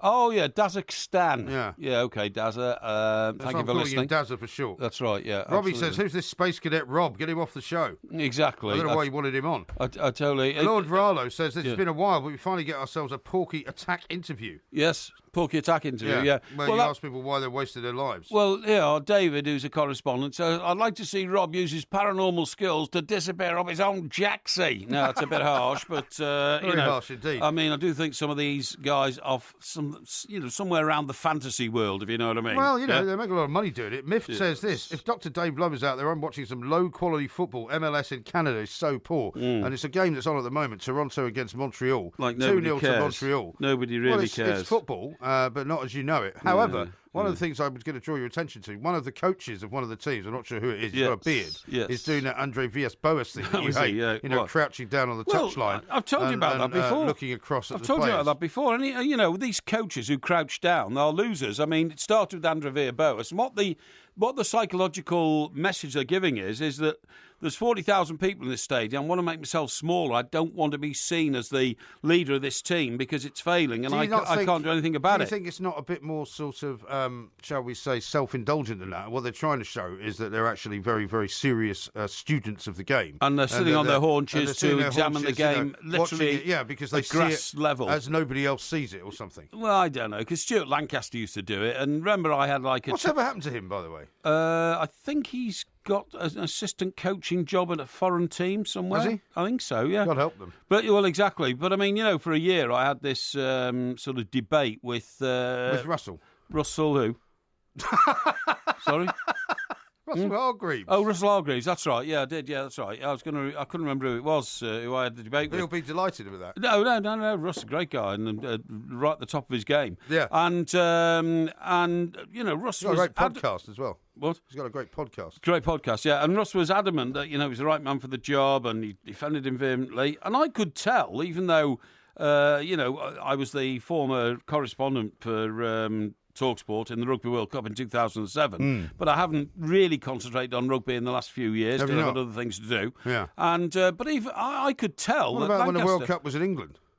I wasn't available, and I could tell that the body language, the sense of self-worth, the rather sort of immature front, like an excited schoolboy, a schoolmaster type image that he gave off was never going to be one that the players are going to pick up on. Well, there are sometimes people that you look at, and I know that you shouldn't judge people on looks alone, and you don't. Not. But by his demeanour, you could tell that he was not somebody that was going to raise England to the heights of greatness. Whereas you look at Eddie Jones, and he's got that sort of he narrows his eyes, doesn't he? Yes. And he speaks. In fact, people have asked if you would do the impersonation of him again, because he speaks in such a way that he is not going to be contradicted.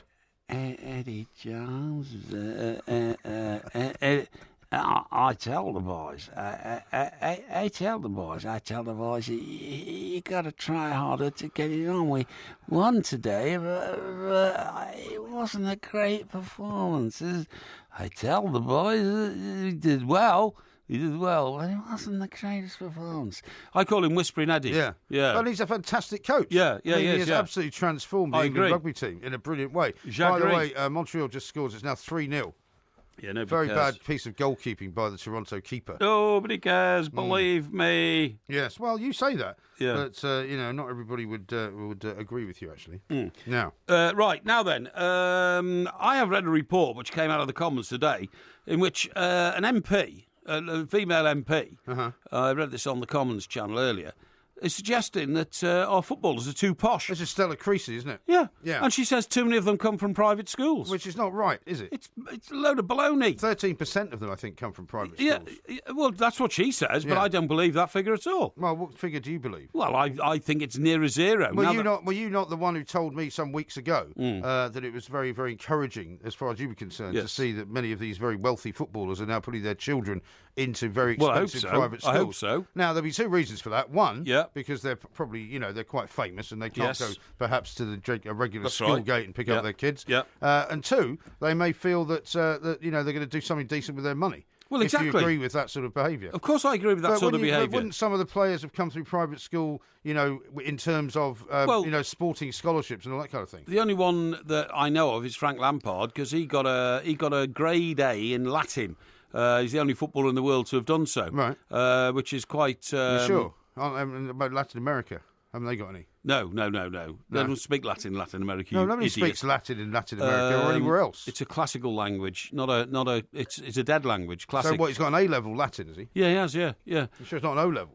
It's an A grade O level. If you see what I mean. It's an O level in Latin. O level in Latin, yeah. And he went to Brentwood College, I think, which is sort of Essex way, isn't it? Brentwood. Brentwood is, yeah. But you have to praise his father, whose name is also Frank Lampard Senior, who I know quite well, and have met and mixed with on a number of occasions, football matches and that kind of stuff. And he clearly thought, I mean, in those days, he was probably a high-earning footballer compared to the rest of society, but not massively high-earning footballer like they are today. You know what I mean? Because it wasn't like that then. No, but he decided he would still spend some of the, the income that he derived from football to put his son through a private school, and that has obviously worked. Yeah, but the bottom line is Frank Lampard doesn't play for England anymore, so who was she talking about? I don't know. That's what I'm saying. And where has she got these figures from? I don't know. There's a lad at Southampton who's got a university degree, isn't there?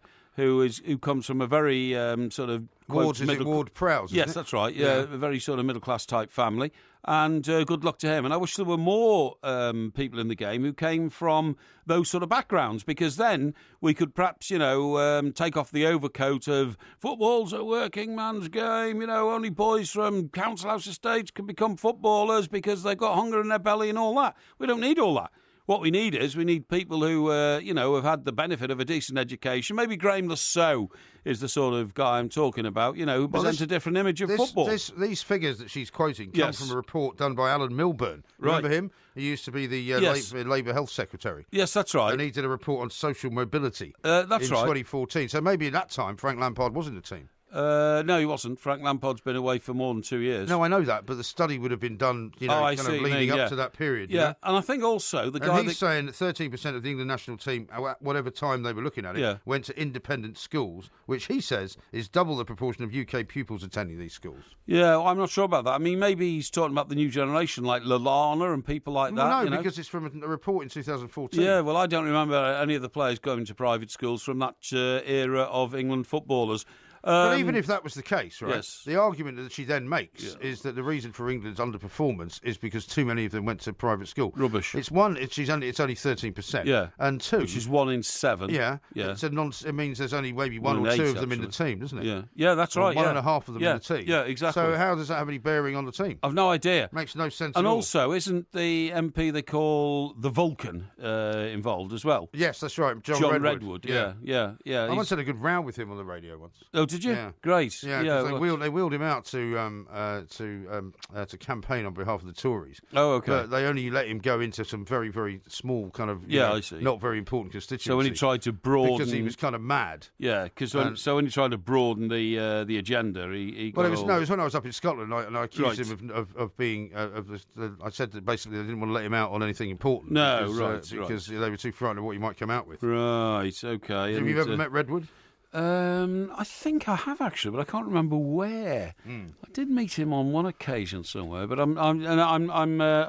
can't say I'm absolutely sure. Okay. Now I don't know whether you're thinking about Christmas yet, but I've got some great gift ideas for you here. Oh yes. I've got this pamphlet here that's just come into my possession. Pamphlet. Yeah, it's sort of a gift catalogue type thing. A gift catalogue. Yeah. So I'm just going to give you a few ideas if you want to buy things. They've got some good watches. Well, I've got a very good watch, thank you. Oh, have you? There's one here from Citizen. And now that I've regained possession of my very good pen, I won't need a pen. Well, actually, funnily enough, a lot of people were asking about that pen yes. because the antecedents of that pen still seem in some doubt. People said, not at all. How shocking that Porky would steal a pen from your children. No, that's my one pen. of my children who was sick yesterday said that it was not his pen, but he thought it might be his brother's. His brother... who I didn't see because I had to leave before he came back from school. Yes, the jury's still out on that. No. Believe me. I wouldn't deprive a child of a pen because I believe that every child should have a decent pen. Of course you would. Because then they can put their thoughts down on paper. They can start scribbling and writing poetry and putting their thoughts into words and that kind of stuff. No, I'd never deprive a child of a good pen. In fact, I'd buy lots of children I know and, nephews and nieces. I've always bought them pens. I think it's vital. Really? Vital. Thank you. This is TalkSport. We are the two Mikes. Got a couple of tweets for you on the educational front. One from Scott. It says Duncan Watmore from Sunderland has a first-class degree. I remember when he did that as well. I think it was last season he got it, which was given quite a bit of publicity. And Ian Dowie apparently has a master's degree in engineering. Ian Dowie's better than that. He's got a degree in aeronautical engineering. Well, he just said he's got a master's degree in engineering. No, aeronautical engineering, because that's why whenever he says it's not rocket science, he's able to actually explain what rocket science is all about. Yeah, that's absolutely right. Well, there you are. Yeah. See? That's so good, I thought I'd let you know that. Talk about that, by the way. That doesn't mean he went to private school, though, does it? Well, no, he could have come from a state school and done very well and got to university. But, I told you earlier in the show, I mentioned about this new engine that nobody seems to want to develop. But it's an English invention. What's different about it? Well, it's called the M drive. N, as in... No, M. M, as in Mike. EM for mother. Oh, EM for mother. Sorry. Okay. Yeah, drive. Yeah. And... Now, I've just studied it at some length, and the best way to describe it is, it's like a microwave oven. It's like a circular microwave oven.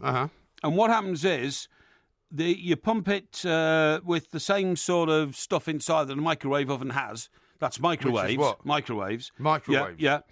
And they randomly bounce off the circular interior. Right. The grooves on one side create an asymmetry that results in forward thrust. Uh-huh. So it is literally like having a microwave oven stuck in the part of your car where your current engine is, and it will drive the car forward. So it doesn't need petrol? Doesn't need petrol. Uh-huh. Isn't that a bit dangerous? No. Well, I thought microwaves were dangerous. Well, they are, but I mean, so is you don't want one in your car, do you? Well, hang on, a nuclear engine is dangerous, but we still put them in submarines and aircraft carriers, don't we? Well, no, it's not dangerous, a nuclear engine. Well, it's blinking dangerous if the nuclear fission leaks out and you get cancer. Well, then it's dangerous, yeah. Yeah, well, that's the same as you're insinuating about a microwave oven. If they say that if you spend too much time, you shouldn't spend any time close to microwave activity, right? So when you put something in the microwave, you put it in the microwave, you walk away. Yes, you do. But if you've got a car that's driving you, where if the thing which is producing the dangerous microwaves is only about 5 feet away from you, and you're driving at 100 miles an hour. Have you never heard of lead flashing? What? Lead flashing. Oh, so you're going to put lead in the car? That would be a good idea. You'd have to, because they're driving around in a tank. No, fast, you don't have to have a lot of lead, but you have lead which lines the microwave. Well, you mean like the stuff the dentist puts on you when they give you an that's X-ray? right. That's right, absolutely. So you can wear like a leather jacket. No, you with idiot. lead in it. No, you idiot. What you do is under the bonnet, you line the extremities of the engine compartment with that sort of material. No, I don't think it sounds safe. Well, you don't know anything about it. Anyway, this engine invented 16 years ago. Yeah. By this guy in England, you say? Yeah. What's his name? Roger Shawyer. No, I know it sounds strange. I'm going to show you my new engine. Show you, yeah. It's Shaw, as in who's the famous actor? Robert Shaw, well, he's right? dead though. SHAW with YER on the end. Sawyer, like Tom Sawyer. Sawyer, yeah. If you were Steve McLaren reading Tom Sawyer, that's right, yeah. That's how you would say it. But his name is Roger Sawyer. Okay. And anyway, listen. It was invented 16 years ago. It breaks at least one fundamental law of physics. Uh-huh. It's been tested and found to work by scientists at NASA. Right. Now, what it does is... you just told me NASA was a waste of space, literally. No, I didn't. I said that landing on the moon was a waste of space. I didn't say NASA is. Okay. Now, this device, it produces thrust without propellant, and it is one of the most remarkable advances in the history of science. It enables interstellar travel within a single human lifespan, but also rips up 2 centuries worth of textbooks, okay? Uh-huh. Has anyone ever seen this thing in action? Well, the thing is, the reason I'm telling you about it is, the reason I've read it in one of my scientific journals is, it's got as far as NASA's Advanced Propulsion Physics Laboratory in Houston, Texas. Where Mission Control is. I've been there, you know. Yeah, Mission Control, and it's better known as the Eagle Works. This is where the advanced, specifics are carried out. Really? You don't know what they are, though, do you? I do. What are they? Hey? What are they? I've just told you. What are the specifics? Of this particular... Yeah. Well, I've told you. I mean, what I'm saying is have they attached this to a car, or is it just theoretical at this point? No, they've attached it to things. Well, like what? Well, let me tell you. Do they cook their lunch in it? No, you idiot. Now then, researchers at the Eagle Works tested a prototype similar to Mr. Sawyer's M-Drive in a vacuum last year. Their study, which has just been published in the Journal of Propulsion and Power, which is the journal that I'm reading, okay, it does indeed appear to produce 1.2 millinewtons per kW of thrust, okay? You mean kilowatts? Kilowatt, that's it, yeah, sorry, of thrust. Quinoa? Yeah. That's like that stuff you eat now, isn't it? Well, quinoa. Quinoa, is it? Right. Quinoa. So this means... Quinoa. Hang on, just shut up for a minute, will you? This means, right, that essentially that if you were to feed it enough energy to power an electric shower for 30 seconds, you would get a push equivalent to the weight... Oh, it says of a single drop of water. That's not very good, is it? It's not, is it? It sounds like you'd be, not moving very fast. I mean, you're sitting there in a lead jacket, right? You've got lead on the front of the car. Yeah. You've got a microwave oven under the bonnet. Yeah. And you can only go about 2 feet. No, well, hang on. No wonder nobody's picked up on it. Hang on, let me just explain. Right? Now, although that sounds pointlessly feeble, says the report... Yeah, it does. A propellant-less spacecraft would be revolutionary. So long as you kept an M-Drive powered probe topped up with energy from Starlight, right? What's that? Well, it's from like the sunshine. Oh, you mean the light from a star? Light from a star. I thought you meant like starlight as in some kind of production company. No. The M-Drive powered probe topped up with energy from starlight or a miniature nuclear reactor, right? Oh, great. Right. Yeah, that'd be terrific in London, wouldn't it? Yeah. Just drive around with a mini nuclear reactor attached to the car. Well, I've just explained to you, submarines have them, aircraft carriers have them. Yeah, but I Why don't want them shouldn't cars driving have down them? Blackfriars Road, do you? Hang on, just listen. Just shut up and listen. It could, in theory, keep on accelerating indefinitely. It would also be about 180 times more efficient. Hey? Not in London, it wouldn't. It would also be about 180 times more efficient than the light sails that are supposed to carry robots to the Alpha Centauri system 437 light-years away in a Stephen Hawking-backed project using lasers like the wind in a ship's rigging. You've lost me now. No, I haven't. No. The Alpha Centauri system is only 4.37 light-years away. So what you're telling me, basically, is that they're developing currently an engine which is based on a microwave oven. That's it. Which could get us to Mars much quicker than previously thought. Absolutely. And you said space travel was pointless. No, I said current space travel is pointless, but this is revolutionary. You said we're never going to get to Mars. The point is... You said we're never going to get there. The point is nobody's taken this up yet, and they've got to, you see. Well, yeah, but so technically... Oh, look, there's that guy crouching down, look. Look behind you. The guy crouching down. It's 3-2 to Montreal. I don't care about this. You said it wouldn't happen. What? You said it would never happen. Now, listen, let me tell you this. It's now being taken up. Hewell Owen, who is a lecturer... Hewell Owen is a lecturer in accelerator physics at the University of Manchester. Right. He says the effect of the NASA research and experimentation has identified... what's he saying? He says, regardless... of whether or not there is a sensible explanation for this. Yeah. There isn't, is there? Well, he's asking the question. Right. And the question is... What is the question? Does it work? Yes. Well, it's a very good question. Yeah, this is what he's asking. And what's the answer? Well, he doesn't know. So he doesn't know whether it works or not? No, he doesn't. I mean, actually. You wouldn't get quick fit giving this thing out by the sounds of things already. I mean, there was supposedly, right, a guy who invented an engine that ran on water. Yes. Back in the day, long before cars became the thing that they are now. Yeah. And supposedly, according to the conspiracy theorists, and they may be right, the guy's invention was bought by the big car manufacturers. Listen, you don't believe I'm just telling you an interesting story. Yes, it is interesting, right? Yeah. Yeah, I can tell you've got that faraway look in your eyes. Yeah. They bought up the patents to all of it because they never wanted a man to produce a car that could run on water because they wouldn't make them any money. They'd lose all their profits. And they also, the oil company, supposedly, in cahoots with the car companies, wiped it off the face of the earth. I don't think that happened. Anyway, the conclusion to this is, conclusive evidence may be around, just this is very important. In September, Guido Feta, right? Guido Feta, as in cheese. He's an American chemical engineer, announced plans to test his own version. Do you know what he dubbed it? What? He dubbed it the Kenny Drive. The Kenny Drive? The Kenny Drive. The Kenny. And that's because of a quote from Star Trek in which Scotty said... Yeah, Kenny changed the laws of physics. This is bonkers. Well, I mean... That's from the pages of the Viz or something. No, I tell you, it came from this very, very authoritative... Larry the Liar special. No, I told you which magazine it came from, the Journal of Propulsion and Power. Oh, yeah. It's the leading journal in the world for these sort of things. Is it? Yeah. When's the next one out? I might order a copy. I don't know. It's just Talk Sport.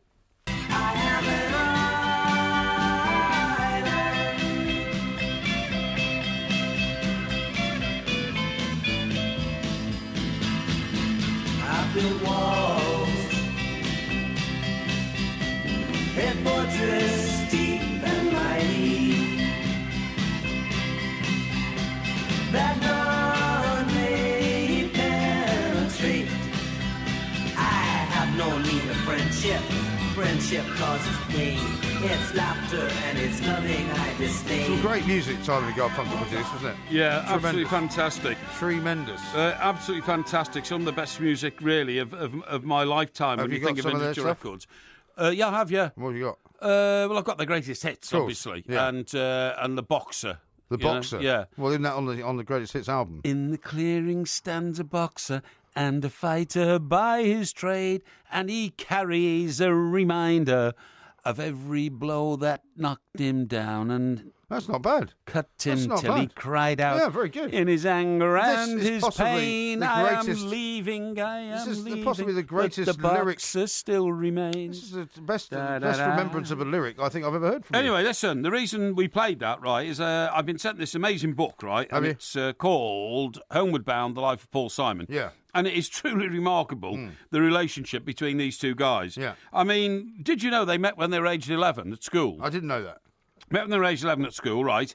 They've had a musical partnership now for going on for 60 years. Except they haven't really had a partnership for quite a long time. Well, this is what I was going to tell you. What happened was they, age 15, they had a song in the pop charts under the pseudonym Tom and Jerry. Did you know that? No. I'm sure you must have heard of the Tom and Jerry thing before. It has been mentioned over the years. Tom and Jerry? Yes. Well, I mean, I know about the cartoon Tom and Jerry. No, they called themselves Tom and Jerry after the cartoon. Oh, I see. And, and on a play on that just to sort of try and get a link to something famous, you know what I mean? But anyway, what happened when they were 15, and I didn't know this, and I thought I knew a bit about them. Shortly after they got together, they began to break apart. Age 16, Paul Simon signed a deal to make solo records, and he didn't tell Art Garfunkel for the next 2 months. Oh, okay. Now, Garfunkel's never forgiven him. 25 years later, during a major European tour, when Simon asked Garfunkel on stage why he was cold-shouldering him, Garfunkel said, I still feel betrayed by the solo deal. That's ridiculous. I was 15 years old. Simon protested. How can you carry that betrayal for 25 years? How can you punish me for a mistake I made when I was a teenager? Well, that's quite right, isn't it? And Garfunkel said to him, you're still the same guy. Yes. But, I mean, Paul Simon, as you pointed out earlier, is by far and away the most creative of the pair, right? He writes better songs. Yes. I think he sings not necessarily better on every song, but he's got a lovely voice. And he's got the kind of a range of musical talent that Garfunkel doesn't have. I mean, Garfunkel's quite a good singer, but that's about it. No, Bright Eyes is about the only song that anybody remembers he did on his own. You're absolutely right. Garfunkel could be haughty and dismissive, and Paul Simon was unusually prickly. Yeah. After Paul Simon wrote Bridge Over Troubled Water, he presented to Garfunkel saying it was perfect for his voice. Yeah. It's a great song. Garfunkel replied, you wrote it, you sing beautifully, you deserve to do it. Somehow, Paul Simon managed to take this as an insult. He said, it's my best song and it's not good enough for you, Artie. Is that right? Not good enough for you? Yeah, it sounds like they're a bit of a troubled pair, doesn't it? Garfunkel did eventually sing it, of course, and his beautiful falsetto made it an instant classic. As with most things, Simon was in two minds about it. When they came to perform the song in concert, Simon would graciously insist on leaving the stage, giving Garfunkel the full spotlight, but at the same time, he felt a terrible sense of envy at the thunderous applause. Yeah. This was his song, he told people, and he could easily have sung it, but Garfunkel could never have written it. Goodness so me. he used to say, I could sing it, but you... It was a bit like sort of, I could do your job, but you can't do mine. I mean, it must have been very nasty to be around the two of them. Yeah. Because they obviously were then thrust together, or somebody, they must have had a manager Yeah. who said, look, I don't care how you guys get along, I don't care about the fact you hate each other, but you're going to make so much money together, you're going to have to keep doing it. Exactly. The other thing is that Paul Simon was not particularly good looking. You know, he was a sort of, what's the word, rather plain-looking sort of a chap. Paul Simon? Paul Simon. Well, I don't know if you would say that. Whereas when they became pop stars, right, Art Garfunkel was said to be very good looking. Yeah. And so, literally... Well, he was much taller. He's much taller, and he had sort of curly, wavy hair, didn't he? He did. And so so Paul Simon terribly resented the fact that whenever they went to, like, showbiz parties or some, record launch and all that, Art Garfunkel got all the attention from the photographers, all the attention from the women, and all that kind of stuff, and he didn't like it, Sounds like a sort of marriage made in hell, really. Yeah. Doesn't it? I mean, listen to this about the amazing thing about Paul Simon, right? Paul Simon never slows down. He's hardly ever looked for fun in his life, never thought about trying to enjoy himself. Was he not married to Carrie Fisher at one point? For 1 year, right, this is part of the book, he's married to Carrie Fisher for 1 year. Right. They divorced, and then he dated her for 10 years. They went out together for 10 years after the divorce, right? But didn't get married again. Did you see her story the other day about how she had some rampant affair with Harrison Ford? That's right, I did, yeah. While they were making Star Wars. Yeah, I did, yeah. Yeah, amazing. But anyway, so when they were at the height of their success, and Bridge Over Troubled Water was at the top of the UK charts for a record-breaking 41 continuous weeks, right? Paul Simon was seeing a therapist 4 days a week. He was worried that he felt no joy in his success. He still wasn't happy. Yeah. And he wondered whether he should give up writing and singing music and would be better employed doing something else more worthwhile to make him feel better. Like what, though? I mean, he's obviously a tortured soul, isn't he? Well, I mean, a lot of people, artists are like that, though. You know, Yeah. I mean, he is a true artist, I think. Yeah. Some of the songs he's written Yeah. are fabulous. And some of his solo albums are fabulous. And do you remember that thing when he went down to South Africa and he did the whole sort of, you know... Oh, brilliant. Diamonds on the soles of his shoes and Gracelands and all that. Yeah. Tremendous album. Yeah, absolutely tremendous. Absolutely. I mean, this book that I've been sent, it's who's it written by? It's written by Peter Ames Carlin. And, don't know. No, I don't either. But it's a highly acclaimed biography, and it says that whilst you can't pick a single hole in any one of Paul Simon's songs, you can pick all sorts of holes in him, you know, and his character and the way he responded to things. You can say that about a lot of stuff. people. I mean, on the basis of Paul Simon's achievements in life, you have to say.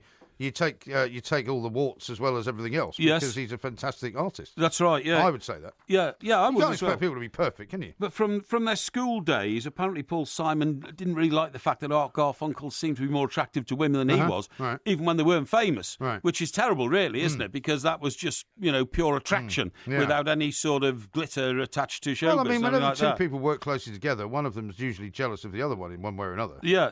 No, it can be. So Paul Simon's album, Still Crazy After All These Years, which was I love that album. That was like a single album. That was him. That was Paul Simon. That was him. Yeah, that was with 50 Ways to Leave Your Lover on it. Yeah, that's right. Yeah, beautiful song. I've still got it vinyl. Actually, I play it every now and again. Do you know what? I put that record on one night in a pub, and my girlfriend, who was with me at the time, which I can't remember. Crazy After All These Years. No. 50 Ways to Leave Your Lover. Right. So I'm literally having a couple of pints, and I'd finished work at the Old Chester Chronicle and all that. I want to do a pub, put the record on all that. She threw the most amazing fit. Really? And said, because that sort of drum roll at the start. I do. Dum, dum, dum, dum. Yeah. Dum, dum, and that kind of stuff. She said, what do you put this on for? And I said, I think we'd had a row about 2 days earlier, I said, what do you mean? She thought it was significant. Oh, she said, hugely significant. She said, are you giving me a message? Yeah. I said, what? I said, no, don't be ridiculous. I said, I just love this record. It's got a fantastic drum beat. See, women always think you're trying to give them a message, but in fact, we're not that clever. But she literally threw glasses around, and she had a bag, right, which was a suede bag with tassels, and she got it by the strap, and she started beating me with it. What's this woman? She sounds a bit unhinged. I think her name was Carol, actually. Carol? Believe it or not, but not any Carol I've known more recently. No, not the other Carol. And she started Did really... she work at the paper? She worked at the other paper, the Chester Observer. Oh, right. Yeah. The Cheshire Observer. Anyway, the way it worked out was, at the start of his career in the early 60s, old Paul Simon literally was in the Railway Tavern in Brentwood, okay? In Essex? Yeah, where he played regularly. It was a cosy neighbourhood pub. The owner pulls pints of ale, bitter and stout for his customers without having to ask who wants what. Essex itself was a patchwork of farms and suburban villages about 30 miles east of London.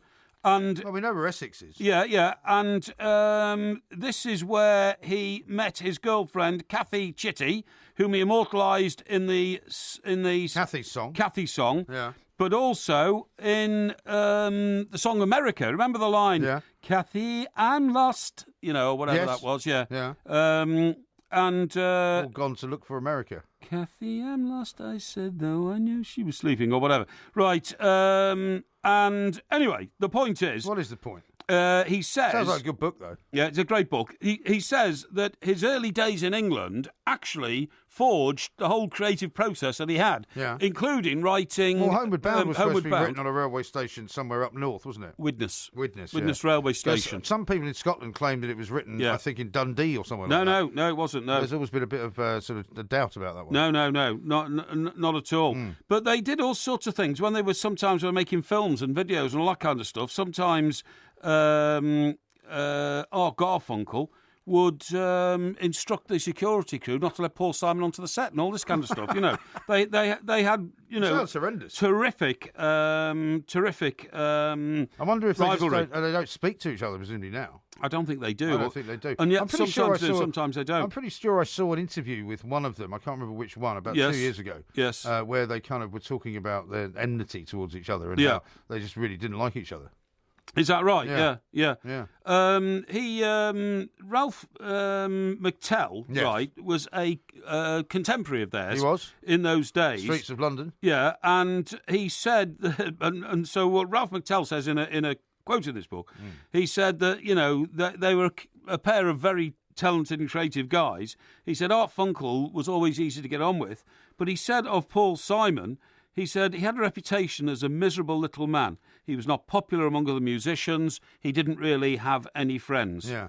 And isn't that sad, really, It is sad. when you've written so many incredible records during your lifetime? It is sad. Yeah. But what a legacy. What a legacy, yeah. Now, not to change the subject, but I'm just going to change it briefly. I've just seen Didier Drogba playing this game. It's Okay. Montreal 3, Toronto 2 now. And guess what? Tracy has sent me this. And guess what? Nobody cares. The captain of Toronto's team is, guess who? Captain of Toronto's team, Yeah. Toronto Star, I can't guess. Bobcat Bob's son. Bobcat Bob! Michael Bradley. You're talking about Bobcat Bob Jr. Bobcat Bob Jr. Are you- Question. So if you wouldn't mind answering as briefly as possible. I certainly will. But as comprehensively as you can. I will. Here's one from Johnny. Yeah. It's on Twitter. He says, I'm 22 and could have a steady career in science, but I'm also considering business to make more money. What should I do?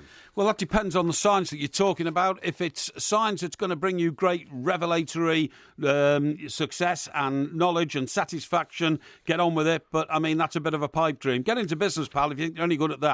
Make yourself some money. Remember, financial independence is the greatest strength you can have in this world. You're beholden to nobody for an income.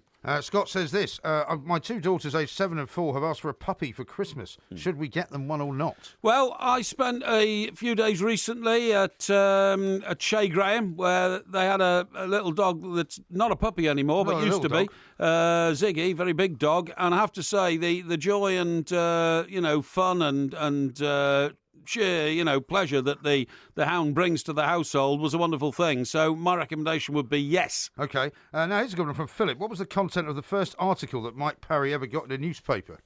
I tell you what it was. It was written for the Newcastle Evening Chronicle when I was a trainee in the northeast of England before going to the Chester Chronicle. I can't quite remember what the first one was up there because the trainees used to submit stuff and occasionally it was used. But when I go back to the Chester Chronicle, the first job I was sent on was a steam fair, a bloke who builds steam engines and put them. Those traction engines. Yeah, traction engines, and I had to go along and report on that. And I got a big, page with a picture and all that. I was very pleased with it. That was my first ever published story that I can remember. OK. How about this one from John? He says, Porky, my wife wants us to spend money on new Christmas decorations, including outside lights and so on. Yeah. Should I reduce the amount spent on her present by the cost of these said items? At this rate, at the rate she's going, I'll only be able to afford a pair of slippers. And who in their right mind would want a pair of slippers? No, I mean a miserable response, that. Your wife just wants to make Christmas a bit special. I agree with that because I think Christmas should be special, should be with the families. Most of us have, pretty miserable periods of the year outside of Christmas. Make it special and find the money somewhere to both get the outside decorations, bright lights, make it look like you mean it for Christmas, but don't neglect your wife's present. Go short yourself and get your wife something. Here's one from Mark. The song Hey Jude, was it referring to Julian, John or someone else? Well, it's a mystery, that, and if I ever got to sit down in front of Paul McCartney, I'd say, please explain what was the title of Hey Jude. If you look at the lyrics, it can't be about a little 4-year-old boy who's missing his dad, which was, the original reason why they said Hey Jude was actually Hey Jules, but Hey Jude fitted better than Jules, because then when you listen to it, it's about, don't be afraid, now you found her, now go and get her. So I don't know the answer to that one. All I can tell you is it was one of the great Beatles songs, without a shadow of a doubt. And by the way, the last 7 minutes of a 9-minute song were all played in a different studio to Abbey Road, where they recorded the bulk of the song. The, na, na, na, na, na, na, at the end was done in a different studio altogether. Right, OK. Here's one from Martin. Porky, why do you have to be 18 to set foot in a bookie shop and only 16 to play the lottery? Well, the answer to that is that if you play the lottery, it is an independent act that you're going to make, and it could happen somewhere like a grocer's shop, or it could happen in Tesco's or something like that. There is a difference between picking up a coupon and filling it in, and immersing yourself in the atmosphere, which can be very intoxicating in some ways and enticing in a bookmaker's shop, and therefore I think they're right to draw the distinction. Paul says this, will Porky be celebrating Thanksgiving with a turkey dinner and some live NFL action? No, I won't actually. I loved Thanksgiving. Whenever I was in America, I used to love being invited into an American's home on the last Thursday in November to celebrate what is their bank holiday, bigger than Christmas, really. But the amazing thing about it, Mike, and we commented on this before, is that people take the Thursday off for Thanksgiving and then they go back to work on Friday morning, hangover or not, and just get on with life. Whereas in this country, we'd make it a long weekend. Well, quite a few of them do make it a long weekend. I suppose they do now. They do now, but 30 years ago when we were there, they didn't actually. They were very parsimonious about it because all Americans only usually get 2 weeks holiday a year, and that's it. Darren says this, hi Porky, I've lost my zest and love of life. How do I get it back? Well, I'm sorry if you have, because it's not nice to have lost your zest for life, because life becomes a pain. But to get it back, what you've got to do is concentrate on making yourself feel better, because if you make yourself feel better, then you can make other people feel better. If you're too concerned about helping everybody else out and trying to make their lives acceptable, you'll miss the point of it, and that is that a strong individual in you can help other people. Concentrate on that. OK. Here's one from Keir, who says, on the subject of sponsorship, I'm not sure why, is there anything in the pipeline with Pierre Cardin or Sports Direct? No, there's not anything in the pipeline from either of those. I didn't even know until recently that Mike Ashley had bought Pierre Cardin. I thought it was still an exclusive French fashion label. However, the two Mikes organisation, our business, our industry is growing, and we will be announcing some sponsorship deals there in the new year. Sharon says this, dear Porky, I've just taken my redundancy and have plenty of time now, but I find I'm getting bored. What sort of things do you suggest I could do to keep me occupied? And she says she's looking forward to our show at the Garage. She's already got tickets for December the 17th. OK, well, depending on... did she say she's redundant? Redundancy, not retirement, okay. No, OK, redundancy means you've got some money. Invest it wisely. I mean, for instance, what about a nail bar? Because I've noticed now I go to some towns and, you know, every 6 shop is a nail bar or a tanning shop or something like that. Get in on that before it dissipates and evaporates. Don't just lie around slothily spending your money on booze and getting out and doing your hair and meeting the girls and all that. Just invest it and plan for the future. Rich says, Porky, apart from your dodgy ticket, have you ever had a near-death experience? Well, when the Americans bombed me in Libya, that was quite near to death because, all jokes aside, you know, the building was smashed to pieces and bricks were falling all over the place. Dust was in the air, and it was quite a moment. But no, not really. I've never been in an airplane crash or anything like that. I've been very fortunate. OK. Now, this one's a bit long, but it's about Spurs and Maurizio Pochettino. Yes. He is regarded, says James, as some kind of footballing messiah, touted to be the next Guardiola or Mourinho, but he is not. I think he's incredibly overrated. He finished third in a 2-horse race for the Premier League when they bottled it completely, then got a group they should have easily qualified from the Champions League, but failed to do so. Surely these are the scenarios that test the manager and distinguish the great from the good. Am I being a bit harsh, or is there merit in what I am saying? Well, I think this season will decide whether you've been harsh or not. I mean, it hasn't done his reputation any good the last 12 months, definitely, because in a season when the Premier League was looking for a new champion, Spurs should have done it, and Leicester did in their place, and now look where Leicester are now. Leicester couldn't keep up with the pace of being winning champions, and Spurs have fallen behind in the race this season as well. So I think he'll test it over the next 12 months. I think he's still a very, very good manager, and when you talk to people inside the game, they think the same. I still think he'll come out on top. Becky says this, if you were given the opportunity to be a woman for 24 hours, what things would you like to experience? Well, to be honest, it's never occurred to me that. I cross-gender things, I don't quite understand. I understand that there's an issue there, you know, in the modern world and that sort of stuff, and one must approach it responsibly and respectfully. But to be honest, I worry.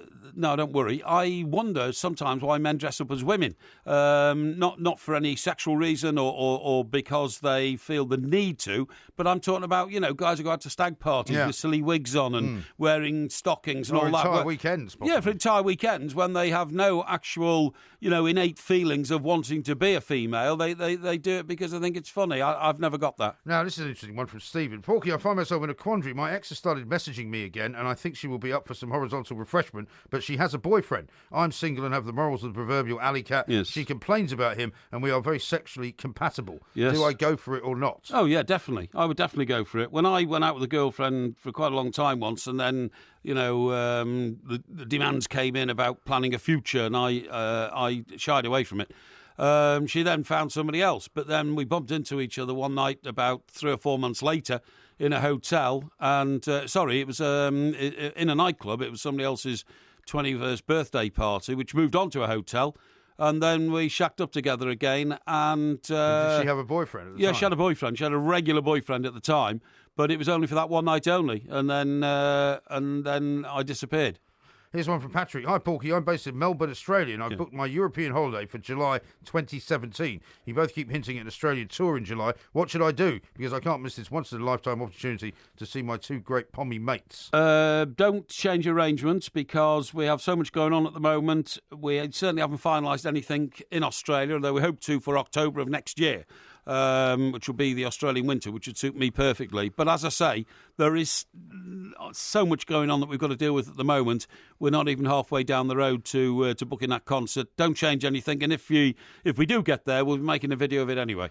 Glenn says this: Dear Porky, if your phone rang right now with a job offer from the Washington Post proposing a 10-year contract, £100,000 a week, tax-free, with the job title of editor in charge of bladderation and rogerization studies, with the only condition that you must leave the studio immediately, say not a word to MG and be on the first plane out, would you do it? No, definitely not. It's not the sort of job I want anymore. Newspapers left me behind 20 years ago, and I left them behind, and it's not something I'd ever want to get back into. When you work at the pace of live radio, which means that my communication with you, millions of listeners out there, wonderful listeners, is instant, you can't go back to an industry where the communication process is 8 hours after you've written something down. I just couldn't do it again. Funnily enough, I was thinking about that today, because the front page story on a lot of the papers for this morning, which is Wednesday, is a tweet that Donald Trump sent out saying, shouldn't Nigel Farage be the US ambassador? Absolutely. While we were on this show last night. That's right. Right? That's right. Which we talked about, which we retweeted. Absolutely. Which I led to believe our tweet appeared on the ITN Lunchtime News, by the way. Yeah, exactly. But ridiculous that it's so old now. It is, Now, one final one. It's from Danny. I must say that before my old man passed away, he loved listening to you guys while driving his black taxi.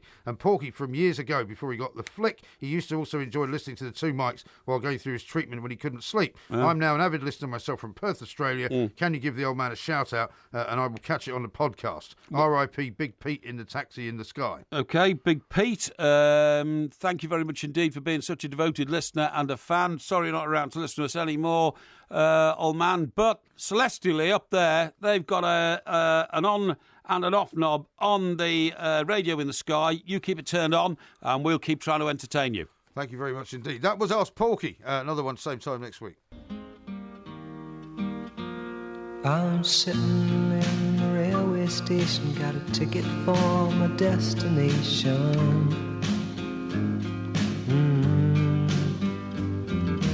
On a tour of one-night stands, my suitcase and guitar in hand, and every stop is neatly planned for a poet and a one-man band. Homeward bound, I wish I was homeward bound.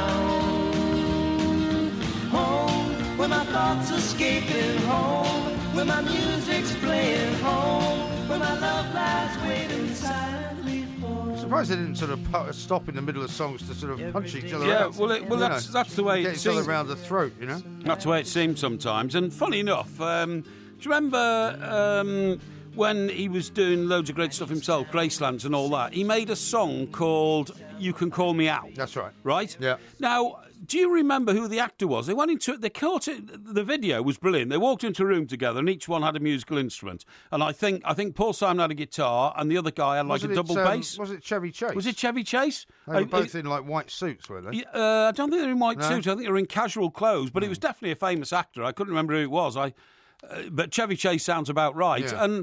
And they sat down, they played a few chords and a few songs and all that, and Paul Simon, but he was bubbly, he was good fun, they were taking the mickey out of him, of himself, and he seemed very, very good company. Yeah. And yet this book, I'm not joking, it just has nothing but people whinging about what a miserable individual he was. Maybe it's one of those situations where the guy spoke to more people that were kind of on Garfunkel's side than on Simon's side or something. Yeah, maybe. But, I mean, I've got a tweet here from David who says, I remember Paul Simon being mortified on the whistle test when Annie Nightingale thought that they had co-written the songs. Oh, really? And she asked that question. So maybe there is some truth to that. Now, JPK has been on to say that actually it's not true to say that nobody speaks Latin anymore because it's not a dead language, he says. It's still used in Nunti Latini in Finland every evening to broadcast the news. Well, is it really? I wonder why that is. I mean, it's still used in Pope's addresses at St. Peter's. Well, it's still used in the High Mass as well. Used in the High Mass, that's right, yeah. It's still... I mean, when I was an altar boy, we did everything in Latin. Really? Yeah. And did you understand it? Yeah, I did then, yeah. Well, because there'll be Latin phrases, I suppose. Credo and all that. I had a teacher at school called Doggy Licence, right? Doggy Licence? Yeah, because his name was... along with Mr. Clamp. Yeah, with Tom Clamp, he was a member of the same band of teachers. But Doggy Licence was a brilliant, Oxford scholar. Right. And his name was Mr. Licence, which is Lisense, right? Licence with an S, second S, not a C. But his first... So why'd you call him Doggy Licence? Well, I'm not sure whether his parents thought it was a joke or something, but his name was David Gerard Licence, DG. Oh, right. So he's called him Doggy Licence, you see. When I first started playing golf, if you beat somebody 7 and 6, it was called Dog Licence because that was how much a dog licence cost. Oh, really? That tells you how old you are. Yeah, brilliant. Now, but if he ever walked past in the corridor and we all went... Woof, woof, woof, woof, which we did all the time. He used to get very upset. I'm not surprised. Yeah. But, I mean, to be a teacher in that kind of scenario in a boys' school must be horrendous. Yeah, it must be. Must have been absolutely horrendous. I mean, we had our teachers wore gowns, as yours probably did as well, they did, yeah. They wore and gowns, we had this guy who was an English teacher called Mr. Coles, who was nicknamed Psycholes because he was crazed. Yeah, exactly, constantly shouting and, having a go. But when he walked in between the desks and we all had fountain pens, we used to flick ink on the back of his gown. That's terrible. Well, on the back of his gown's not bad, but used to on the back of people's clothes. No, but if you didn't get it right. Yeah. I remember on one occasion, and I didn't do this, but on one occasion somebody flicked it, but it went too high and it actually got the top of his shirt and his neck. But did he feel it? Oh, yeah. He went absolutely bonkers. I bet he did, Went mad. Yeah, terrible things boys did. Shocking. How about this from Steve? He says, if you two fell out and didn't speak, we wouldn't even notice. Poor old MG never gets a word in anyway. That's a bit harsh. That is a bit harsh. Now, let's see. Where is this one? From Portland, says Richard. He says, most I know have Fridays off after Thanksgiving, and I have 5 weeks of holidays. The 2 weeks thing is for new employees. Well, there's a lot of people. Was that Portland, Oregon? Yeah, Portland, Oregon, I would imagine, yes. Yeah. Yeah, well, it's changed then because certainly when we used to work in New York, people were frightened for their jobs. They would only take the 2 weeks in the summer and maybe one day at Christmas or something like that, you know? That was the society that built the greatest nation in the world, wasn't it? Yeah, indeed. Now, I want to go back to my gift section here, right? That I've got, because there's there's a whole section on blue watches, and I know how much you like blue watches. I do, actually. In fact, I'm going to need a new one They've soon. got a Hugo Boss number for 139 quid. Yeah. They've got, let's see, I'm going to show you this, a Seconda for 59. I mean, you might like some of those. Well, hang on, not sure about it. They're blue, right, which is the main this is thing. Great. I like this. Where did this come from? It came into my possession. Gift guide. I can't tell you exactly how. Yes. Now, what's this one here? I know. So there's... Oh, I see. That's 179. Yeah, it's blue. I mean, they're sort of within 59. Your budget, aren't they? Oh, definitely, yeah, 79.99. Well, I nearly bought a second-hand Rolex with a blue face. A second-hand Rolex? Yes. Where did you get that from? I was going to buy it off an individual for 5,000 quid. An individual? It was offered to me. What, you mean by some guy in a pub? No, I don't. I mean by a work colleague. A work colleague? Yes. What, who was down on his luck? No, he wasn't down on his luck at all. He was buying a £30,000 watch. Right. And well, don't they have some kind of exchange program at Rolex? They do, absolutely. But when I heard that, I said, and what are you doing? He said, it's going in part exchange. Right. I said, no, don't. I'll have it. And I was going to. So what made you then change your mind? Because he didn't end up buying the £30,000 watch, so it wasn't for sale. Oh, really? Unfortunately. And it's a work colleague, not here in TalkSport, it's a colleague within our industry. Oh, yes. If you see what I mean. Well, you don't need to give anything away anymore. No. Do you live in Andover? No, but he's a former professional footballer who now works in the media. I see. So that's why he can afford watches at that sort of price. Now, this came in as an Ask Porky, but I thought I would ask you this, even though technically Ask Porky's over. Yes. He says, and John says this, why do people say things like 4 a.m. in the morning when that's obviously when it is? This really bugs me. Have I gone mad? Well, that's usually only in song titles, that. You don't normally say... Well, they say it's 4 in the morning. Yeah, it's 4 in the morning, and once more the dawning. See, that's another one. Is that's bringing... too many songs tonight. Sorry, yeah. What was that song? They don't up to me. I don't know, some guy from the deep... It was a sort of country and western song, yeah, it's from the Midwest in America. I think that's it was right. called It's 4 in the morning. That's right, it was, yeah. But he wouldn't say it's 4 a.m. in the morning. Well, I never say 4 a.m. in the morning. I say it's 4 in the morning, it's 4 a.m. Yeah. Or it's 4 in the afternoon or 4 something. in the afternoon. Yeah, exactly, yeah. No, exactly. I don't know why people say that. I wouldn't normally say it. So there's nothing to worry about. Now, Porky Vision tomorrow. Yes, Porky Vision. Obviously, with your secret mission, it's not always been that easy for you to watch much television. It hasn't, but I've watched one programme. Have you? Yeah, which I'm going to focus on tomorrow, which is actually quite timely. Yes. And there's a couple of other programmes that I've been able to have a look at. But the secret mission is taking up an inordinate amount of my time at the moment. Although some of the other projects we're working on are moving on, and we've got to get stuck into them. Yeah, well, I'm very hopeful that within the next 24 hours, this is one of my little projects, that the download of the DVD will be available on Vimeo. That would be great. It's still not quite there yet. That'd be great. And here's a picture of Paul Simon and Chevy Chase, as I said. Oh, brilliant! Was that what? That's Call Me Out. Call Me Out. From Brilliant. Damien. And what instrument is Chevy Chase playing in that? He looks as if he's playing a trumpet. A trumpet. That's right. And Paul Simon's got a guitar. But I think there was a saxophone involved. Yeah, there was. Well. There was. I'm sure. I'm not sure. I mean, Chevy Chase was in loads of things. Yeah. I mean, if you remember watching We Are the World, which was America's answer to Band-Aid. Oh, I see. Yeah, yeah. Both Dan Aykroyd and Chevy Chase, and I think a couple of other guys are in that. Yeah. Singing at the back.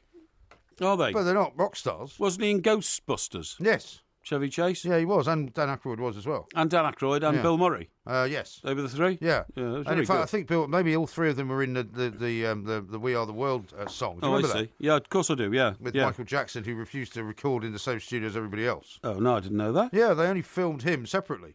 Oh, really? All the rest of them were there being... Quincy Jones was directing the whole thing. Yes. Kenny Rogers was there. Yes. Bruce Springsteen, Diana Ross. Yes. A whole bunch of people. But when they cut to Michael Jackson... He's not standing with everybody else. They make it look like he is, but he's actually on his own in the studio because he was at that peak of his kind of paranoia. Right. Where he didn't want to go anywhere where there was anybody else. Anything, yeah. I saw Diana Ross at Radio City. Did you? Yeah, I went with Phil and Anne-Marie. Oh, yeah. And Janie. And she was like true star appeal. Utterly brilliant, Yeah. Saw the Jacksons as well when... Did you? Without Michael? No, like once every 2 years when the Jackson brothers went bust, because they were always bust, they would literally go knocking on his door at Neverland and say, "Hey, Michael, we got to get on the road again, you know, it's the Jackson 5. Yeah. And he'd never wanted to do it, but his mum and dad used to say, "You've got to help these boys out." It was the Jackson 5. Right. They can't earn a penny without you. Yeah. So they'd go, they had the strange name for the tours like the Stones do. Yeah, yeah. I've still got the programme from where, and I can't remember where it was now. I think it might have a stadium or so, or Madison Square Garden. I think it was the Garden. Yeah. Do you know why I think it was the Garden? Because I think they came up on a ramp from underneath the stage. Okay, and, more like in the middle of the arena. Yeah, exactly that. And he did it once every 2 years, just so that the money would be spread amongst them all. Because he could earn millions on a concert a night. Yes. And yet they could never charge the same amount of money for the tickets when it was a Jackson 5. I bet he had his own dressing room, though. Well, I'm sure he probably did. I'm sure you're right, yeah. Absolutely. Yeah. So you're confident that Porky Vision... By the way, while we've got like 30 seconds left, why don't we pick a quiz subject for Thursday? Quiz subject for Thursday? It's time to inform the independent quizmasters. Yes. What we should be doing it on. Yes. What are we going to think about? What's in the news at the moment? Well, What's there's happening? lots of things in the news at the moment. Yes. But what about something to do with space? Space. The Final Frontier. The Final Frontier. I mean, you don't know enough about Star Trek to make it about Star Trek, do you? Well, I know quite a bit about space movies. You could do space movies. Yeah, space movies. I don't know about space movies. You don't feel comfortable with that? Don't feel comfortable with that. No, I'll have a think about it and let you know. I'll let you know first thing tomorrow morning. Well, the idea is that you let the independent quizmasters know. Yeah, well, I'll let you know. You can tell them, okay? Well, I may not talk to them tomorrow. Oh, well, I will talk to them. You don't know who they are? No, I know, but I'll get the message out. You know, I'll just I'll put out a tweet because they're all following me on Twitter, and I'll just say what it is. Okay. So you're going to pick the subject. Yes, I will. Right, yeah. This is Talk Sport. Okay. This crossover scenario thing. Oh no, I don't. Because it was Michael Jackson who was the king of pop. Yes. So the guy playing the guitar. Yeah. Solo on it. I don't know if we can hear that because it's a little bit later in the song. Wasn't Paul McCartney, was it? No. I think more sort of metal, really. I don't know. It was Lemmy? Eddie Van Halen. Who? From Van Halen. You know Van Halen? Van Halen, yeah. It was Eddie Van Halen. Lemmy? Not Lemmy. Anyway, so what are we going to do? British Formula 1 racing champions. Okay, that's the quiz. That's coming up on Thursday.